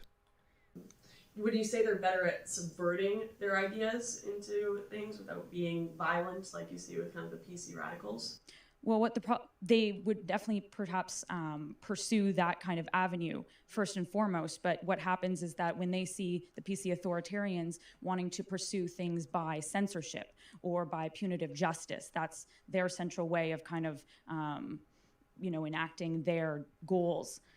When PC egalitarians see them doing this, because of their high verbal ability and higher openness, they create these post hoc justifications for it. And their higher compassion, they feel like, oh, well, this must be right because this individual is displaying this distress they're clearly displaying distress, so I need to help them, and what they're saying must be right.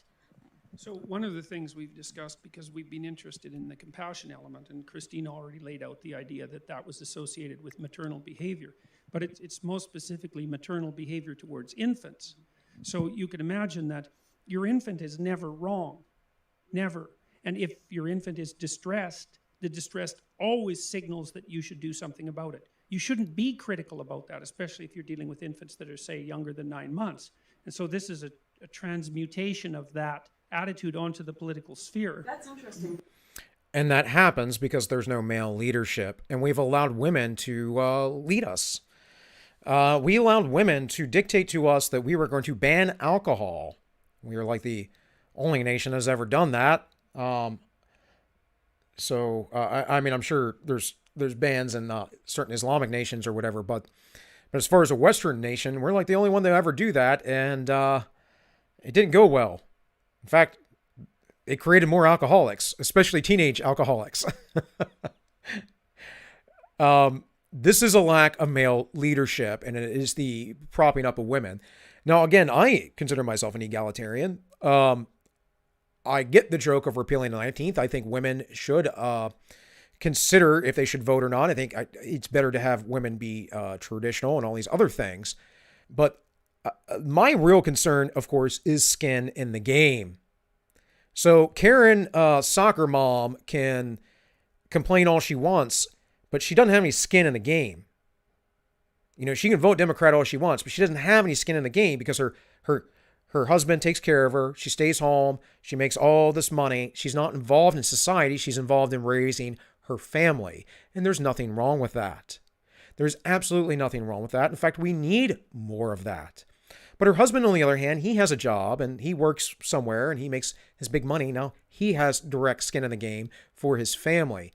And what you'll see as far as voting demographics is suburban housewives are the ones that are primarily voting for Democrats, which again is the infantilization of society. So the simple solution here on the right, of course, is repeal the 19th. I think it's more of a joke than anything, but it's not even that, man. I don't want people who can't maintain a rental property for a while, or if they're renting a home or their mortgage, whatever. I don't want people who aren't stable voting. I don't want anyone voting under 25, frankly, because that's when your prefrontal cortex finally solidifies, finally develops, and your ability to ration and not be so led by your emotions is set in.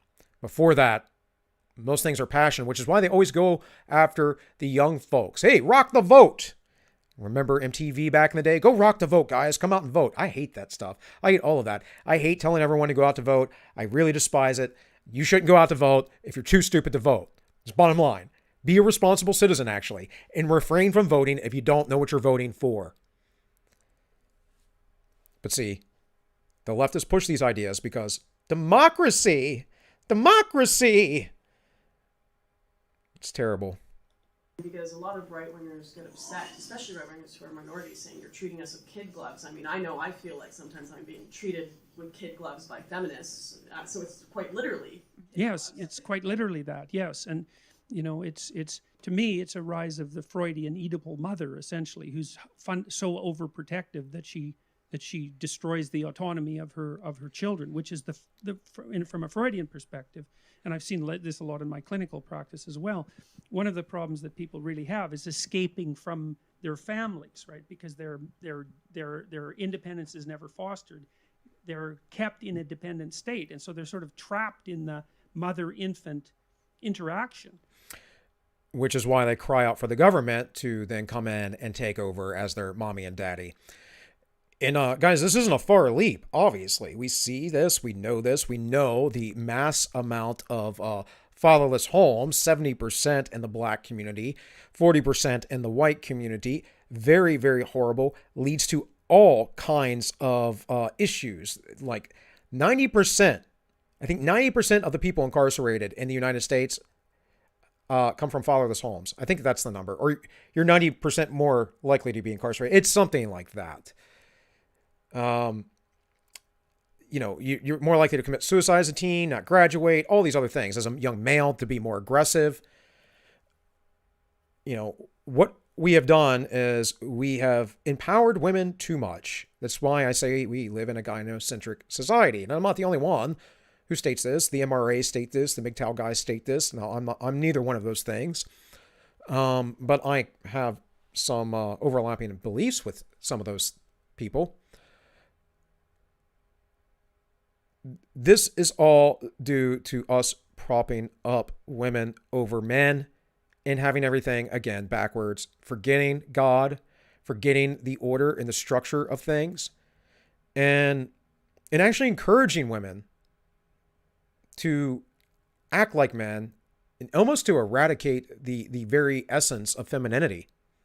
I know there's been a backlash lately of that coming back. There's a lot of women that push that out. In fact, I follow a lot of women over on Instagram who are, I assume they're women, they might be men, who are, post up these really beautiful pictures and quotes and stuff of female power and not in the feminist mindset, but as far as the femininity, your softness, your sexuality, your counsel, your ability to comfort, your,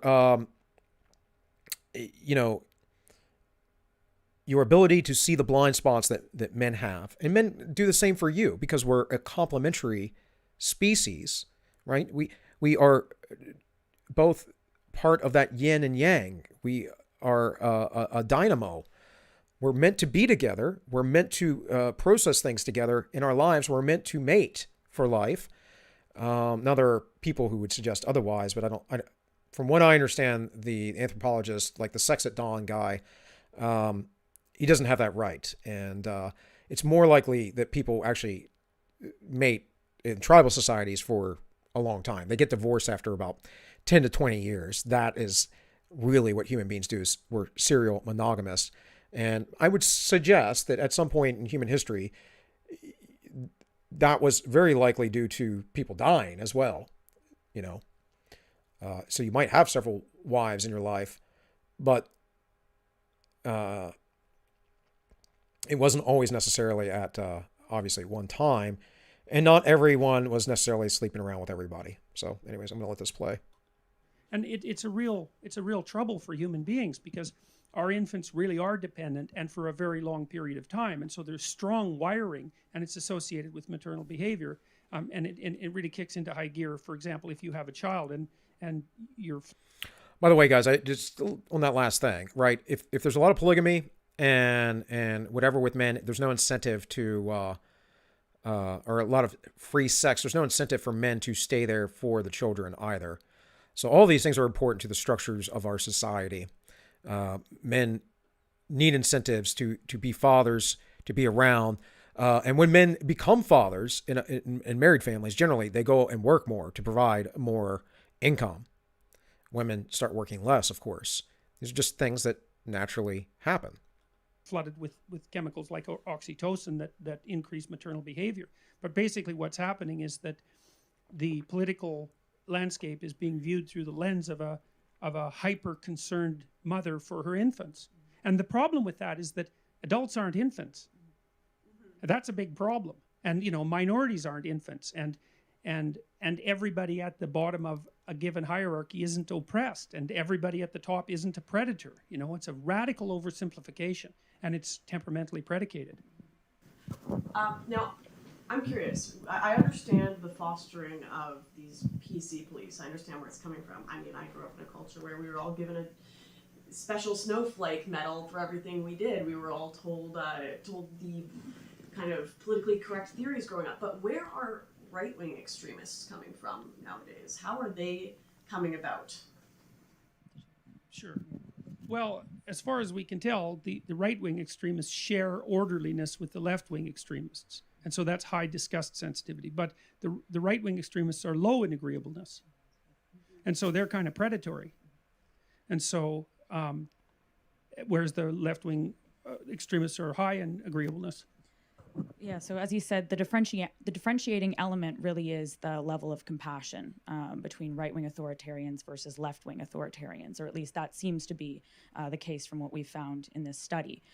So while that core element really is this low verbal cognitive ability, high orderliness, yes. Yeah, so right-wing authoritarians and left-wing authoritarians, they share this core element, which is that low verbal cognitive ability, low trait openness, and high interpersonal disgust sensitivity. So I hope you all caught that.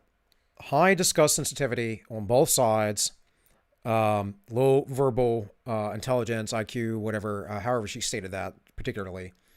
They have these overlaps. It's a matter of the level of compassion, and the left has, as far as moral foundations go, a higher level of what they consider compassion. Compassion, though, to a point where people are infantilized or they can't do for themselves, is not compassion anymore, folks.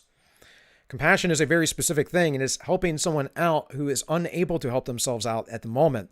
It is not allowing them to be enabled to do nothing, or to be, a POS, if you would. So, again, if we get into the psychology, if we get into the actions of it, regardless of how Peterson speaks or his student here, the right-left wing authoritarianism doesn't really matter. It's the same, more or less. There's just a minor difference in the idea of compassion. I don't really care your full motivations, why you wish to be an authoritarian toward me. Either way, it's not good, and I'm not going to stand for it, right? So let this sink in and see how this thinking is always closer to each other than you think than it is for someone like, for instance, me, probably most of you, who want a live and let live society, who want to go be free, who don't want all these interventions in our lives. I don't want a strong man in the government. In fact, I want almost no government at all. But consider these things. IQ, because does the verbal intelligence have to do with IQ at all? Do those correlate? So in other studies, they have found that yes, that verbal IQ or IQ in general, lower IQ is correlated with right-wing. Okay, so verbal IQ and IQ in general is, of course, correlated. So she's going to go into the right-wing authoritarian thing. It's correlated because your verbiage is part of your ability to think, right? How you speak is part of your ability to think. This is why we do things like the SATs, and there's a verbal exam on that, because all the SAT really is an IQ test for colleges to know where you stand, right? They want to know that you're smart enough to be admitted to their school. Authoritarianism. We don't currently have a left-wing authoritarianism scale. That's what we're currently working on. The measure that we used for... And you should find that funny, and there's a reason why. It's because the commies have been really good at promoting left-wing authoritarianism as good and right-wing authoritarianism as bad, and that is a false dichotomy. Authoritarianism is bad, period. Cognitive ability was not IQ. It's cognitive ability just because it was adapted from other IQ measures, but we can't say that it's IQ. It was vocabulary, basically. It was vocabulary breadth and factual knowledge. Eh? It was both of those. Oh yes. So it's a good measure of cognitive ability. So, and what seems to be pointing at is that, you view the world through your temperament. But if you're intelligent, you can modify that. It's more that the predictors are different. So the things that differentiate conservatives and liberals are openness and conscientiousness. So liberals are high in openness, and that's both creativity and interest in ideas. And so they're very interested in playing with ideas. And so they're interested in breaking apart categories and putting them back together for creative reasons. And they're also low in conscientiousness. And conscientious people are industrious and orderly. And so this is kind of a... So, and that's the thing, I was just saying, I'm highly open, but I'm moderately conscientious, industrious, and orderly. In fact, I'm pretty orderly. I think I'm in the 80th percentile of that. I'm a pretty neat guy. So that is pretty high. But I'm moderate in as far as how hard I work or push forward, or if I'm working all the time. But I would probably be, by my temperament, a lefty, like a far lefty, if I was super lazy, which is what Peterson's actually saying here. He's just using the scientific words that the Big Five uses.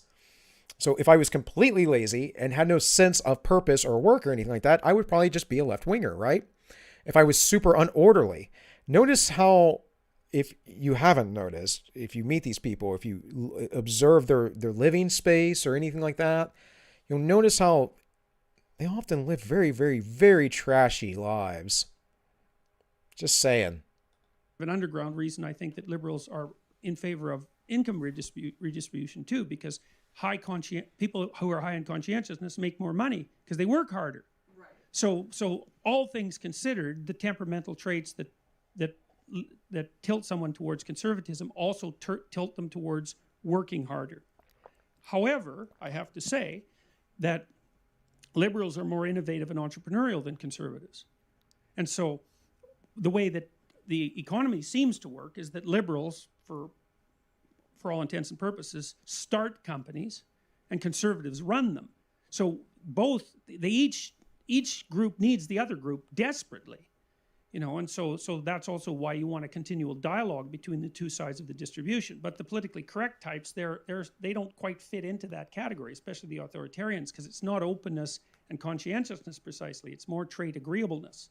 So To go back, because there's a little bit more detail that I wanted to add with the relative level of compassion being the differentiating feature. So while we said again that compassion is evolved from the mother-child pair bond, when you're low in compassion, that means that you have a stronger affinity for the individuals who are at the top of a hierarchy. So it's very much about being strategic, and so any relationships that you form with people are purely out of strategy for you to climb your way up to the top or stay at the top. So that's where you see, for example, in Nazism, how you had this one pure race. And also because you're low in compassion, you're willing to demolish anyone else who does not exist in that race or who's not part of that group. So what she's about to say, before she even says it, I haven't watched this in a long time, about the left, I'm going to say is probably going to be wrong. Because it's the exact same thing on the left if you're not in their in-group. Right? Now, the left, they are the group with the highest preference for outgroups, for minorities, and that is related to their compassion. But again, their compassion isn't real true compassion now, is it? Because it's infantilizing them. It's not really helping anyone up. It's an air of arrogance, and again, this mindset of, hey, I'm better than you. I'm a good person. I'm doing the Lord's work, if you would, by helping out these black people and removing the police from their community. That's the way these things work.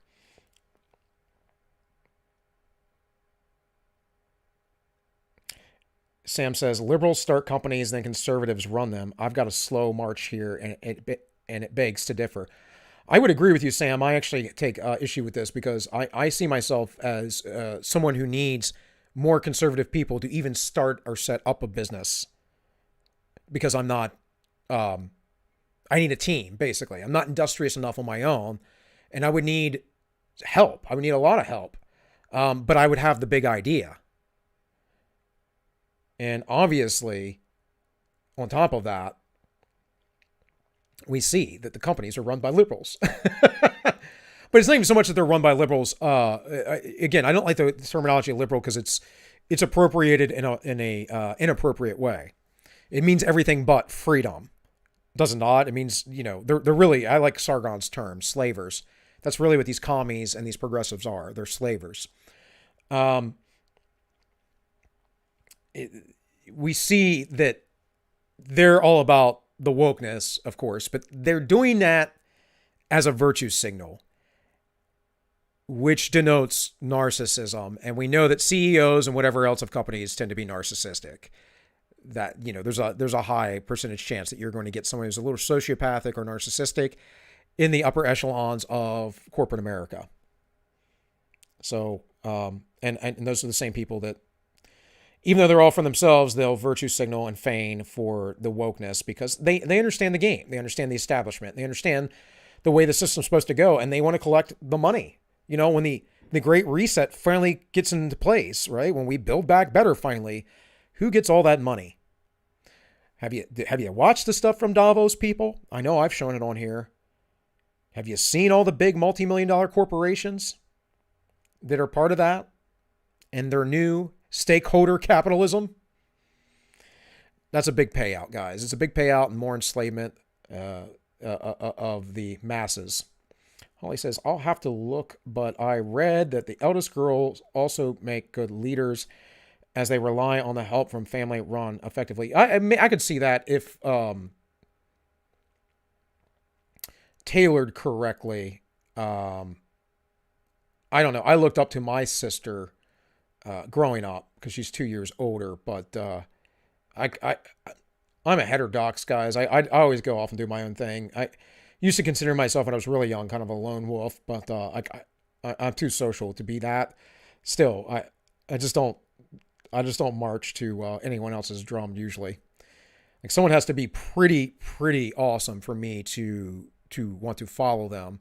And I've had some good leaders. I've had some really good leaders actually and mentors in my life, but I just do not, obviously I respect whatever authority there is as well, but I just do not follow people blindly. Whereas those who are high in compassion, which is where you get the left-wing authoritarianism from, they like to commiserate with those who are at the bottom of the hierarchy. So that does not exist in that rhythm, how you had this one pure race. And also because you're low in compassion, you're willing to demolish anyone else who does not exist in that race or who's not part of that group. Whereas those who are high in compassion, which is where you get the left-wing authoritarianism from, they like to commiserate with those who are at the bottom of the hierarchy, so those who are oppressed. And because of their also relatively higher level of compassion, anyone who deviates from the norm or from that group who's oppressed, they're going to try and include them, but force them to all be the same. So that's where we get the features of left-wing authoritarianism that we see more. But this is also a feature of wealth and these people feeling bad and all these other things. It's like I know some people in my family that I recall talking about, it was like around Thanksgiving or something, or some holiday. I don't even remember when. And they're talking about getting a haircut at this barber shop. It's a black barber shop. I would, go back and watch some old videos when I was getting my haircut. If you're going to have a good fade, go to a black barber shop, man. Like, seriously. It's no joke. But they acted like that was a big deal, that them being white people went to a black barber shop and they were the only white people in the barber shop. And how progressive and awesome are they? Literally said this. And I was just like, oh my God, like, what is wrong with you? But this is that Robin DiAngelo stuff where she says, I'm a racist. Everyone's a racist. They have to be, because I am. I'm scared around black people. What the hell? I mean, I don't get it. I went to school with a bunch of black kids. Used to play basketball with them, even though I'm short. Used to get fights with them. So whatever. I don't know. I don't get it. I was never ghetto. I was more like the skater hippie kid. So, I don't get it. But that's how these people think. And unfortunately, a lot of the black community don't even realize that despite them actually having a lot of conservative values, they just keep voting for these far lefties that try to infantilize them. More in communism. Yeah, so we've been hypothesizing that the right-wing authoritarians want to bring about homogeneity by exclusion, and the left-wing authoritarians want to bring about homogeneity by inclusion. But they both want to bring about homogeneity. So on the right, that would be more couched in terms of purity, and on the left, it would be couched more in terms of equality. So, but part of it is that you can't collapse your political landscape into a single set of values. Now the social justice warriors might say that about free speech, but free speech is actually not a value, I wouldn't say. Protecting free speech is protecting the mechanism by which societies stay stabilized and dynamic. So it's not a value per se, it's recognition of the importance of a mechanism. But then there are different values. One value might be accomplishment, another value might be achievement, another value might be hard work, another value might be equality. And fine, those are all useful values, but there has to be a continual dialogue between all of those values so that the whole value structure, which has to be diverse, doesn't collapse into a single dimension. Because then what you have is one tool for every problem. And that's not good, because... And that is what they do. They have one tool for every problem. That tool is the tool of racism. Racism! Every time I do the pig squeal, gets the throat. All right, guys. Well, I'll leave it up to you if you want to listen to me anymore today, because I have other stuff that I can bring up. Could bring up the prophetic visions of Alexis de Tocqueville, and some things he talked about that were going to happen. I've mentioned it several times, but I figure maybe we come back on Monday and do that. Actually, I can close that out. That's the law. We're going to finish this up as well on Monday. Let's see, the Utah man accused. Get rid of that. The story of fascism in Europe. A page from The Story, Hitler's National Socialism. This is a video that I kind of wanted to look at. It says Hitler abolished unions, privatized many industries, and was backed by corporations. Okay. but was it centrally controlled? Anyways, I thought this might be a different perspective, but there's also Tick History, who's got great work. I think I want to cover some of his stuff here in a bit. And then I had the Declaration of Independence, the original one, the original rough draft, and how it had something like 83 edits in it, I believe, when they finally submitted it.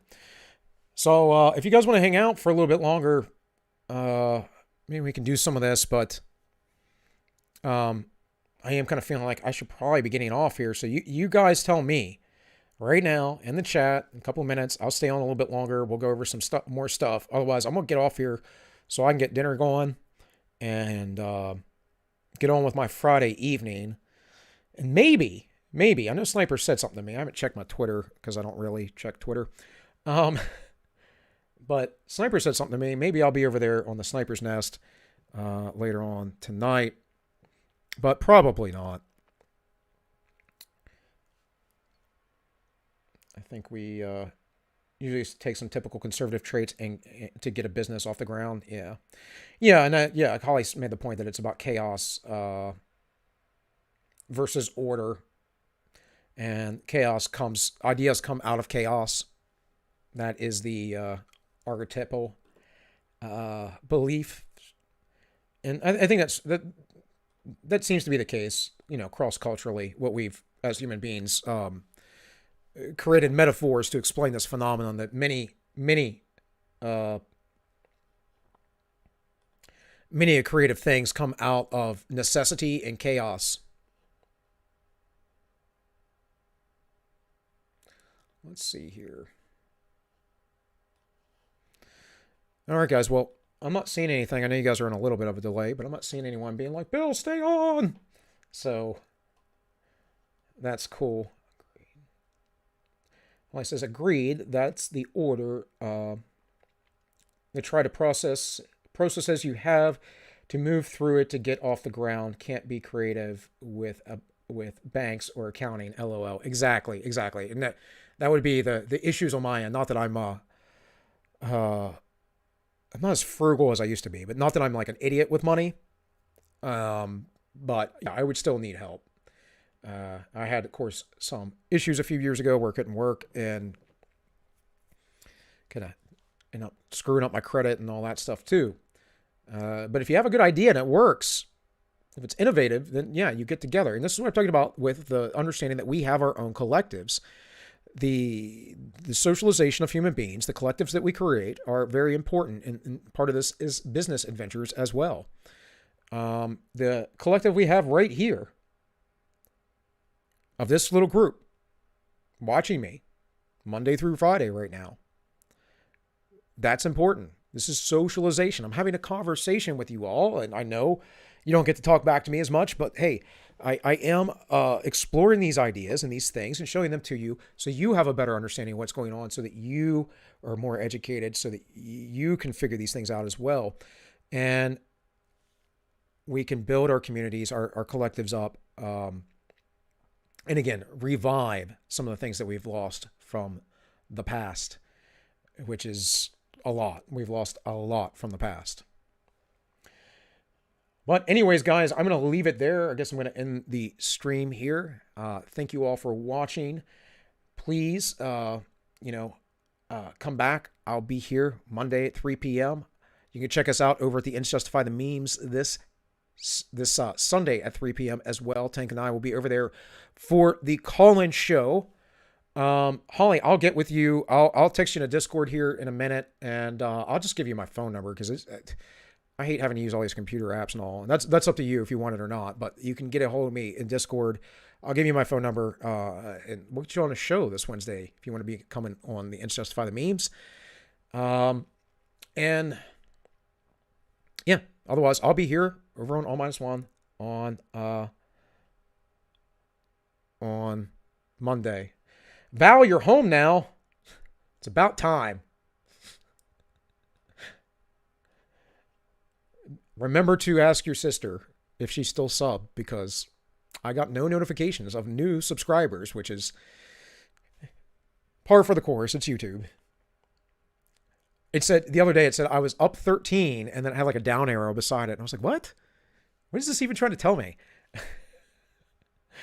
Up 13 subs, but I'm down in subs. Huh? I don't know. Anyways, guys, thank you once again for watching. I appreciate it. I will be back Monday. I will have more stuff for you. We're going to keep exploring these historical things because frankly, I'm a bit tired of all of the news that's just propaganda and fakeness and whatever else. I mean, and we need to get ourselves corrected and on the proper course to having our own societies outside of this weird, crazy authoritarian left-wing utopia they're trying to build. Go take care of my very pregnant wife. Yeah, I will. Holly. It's Friday night. It's going to be hangout time. But she's working right now anyways. So, working a lot less. She's been like, I feel really bad because I just can't concentrate at work and blah, blah, blah. And my wife's like always working. So, this has to be understood. Part of how her job works. All right, guys. Love you. Thank you for being here. God bless and be well.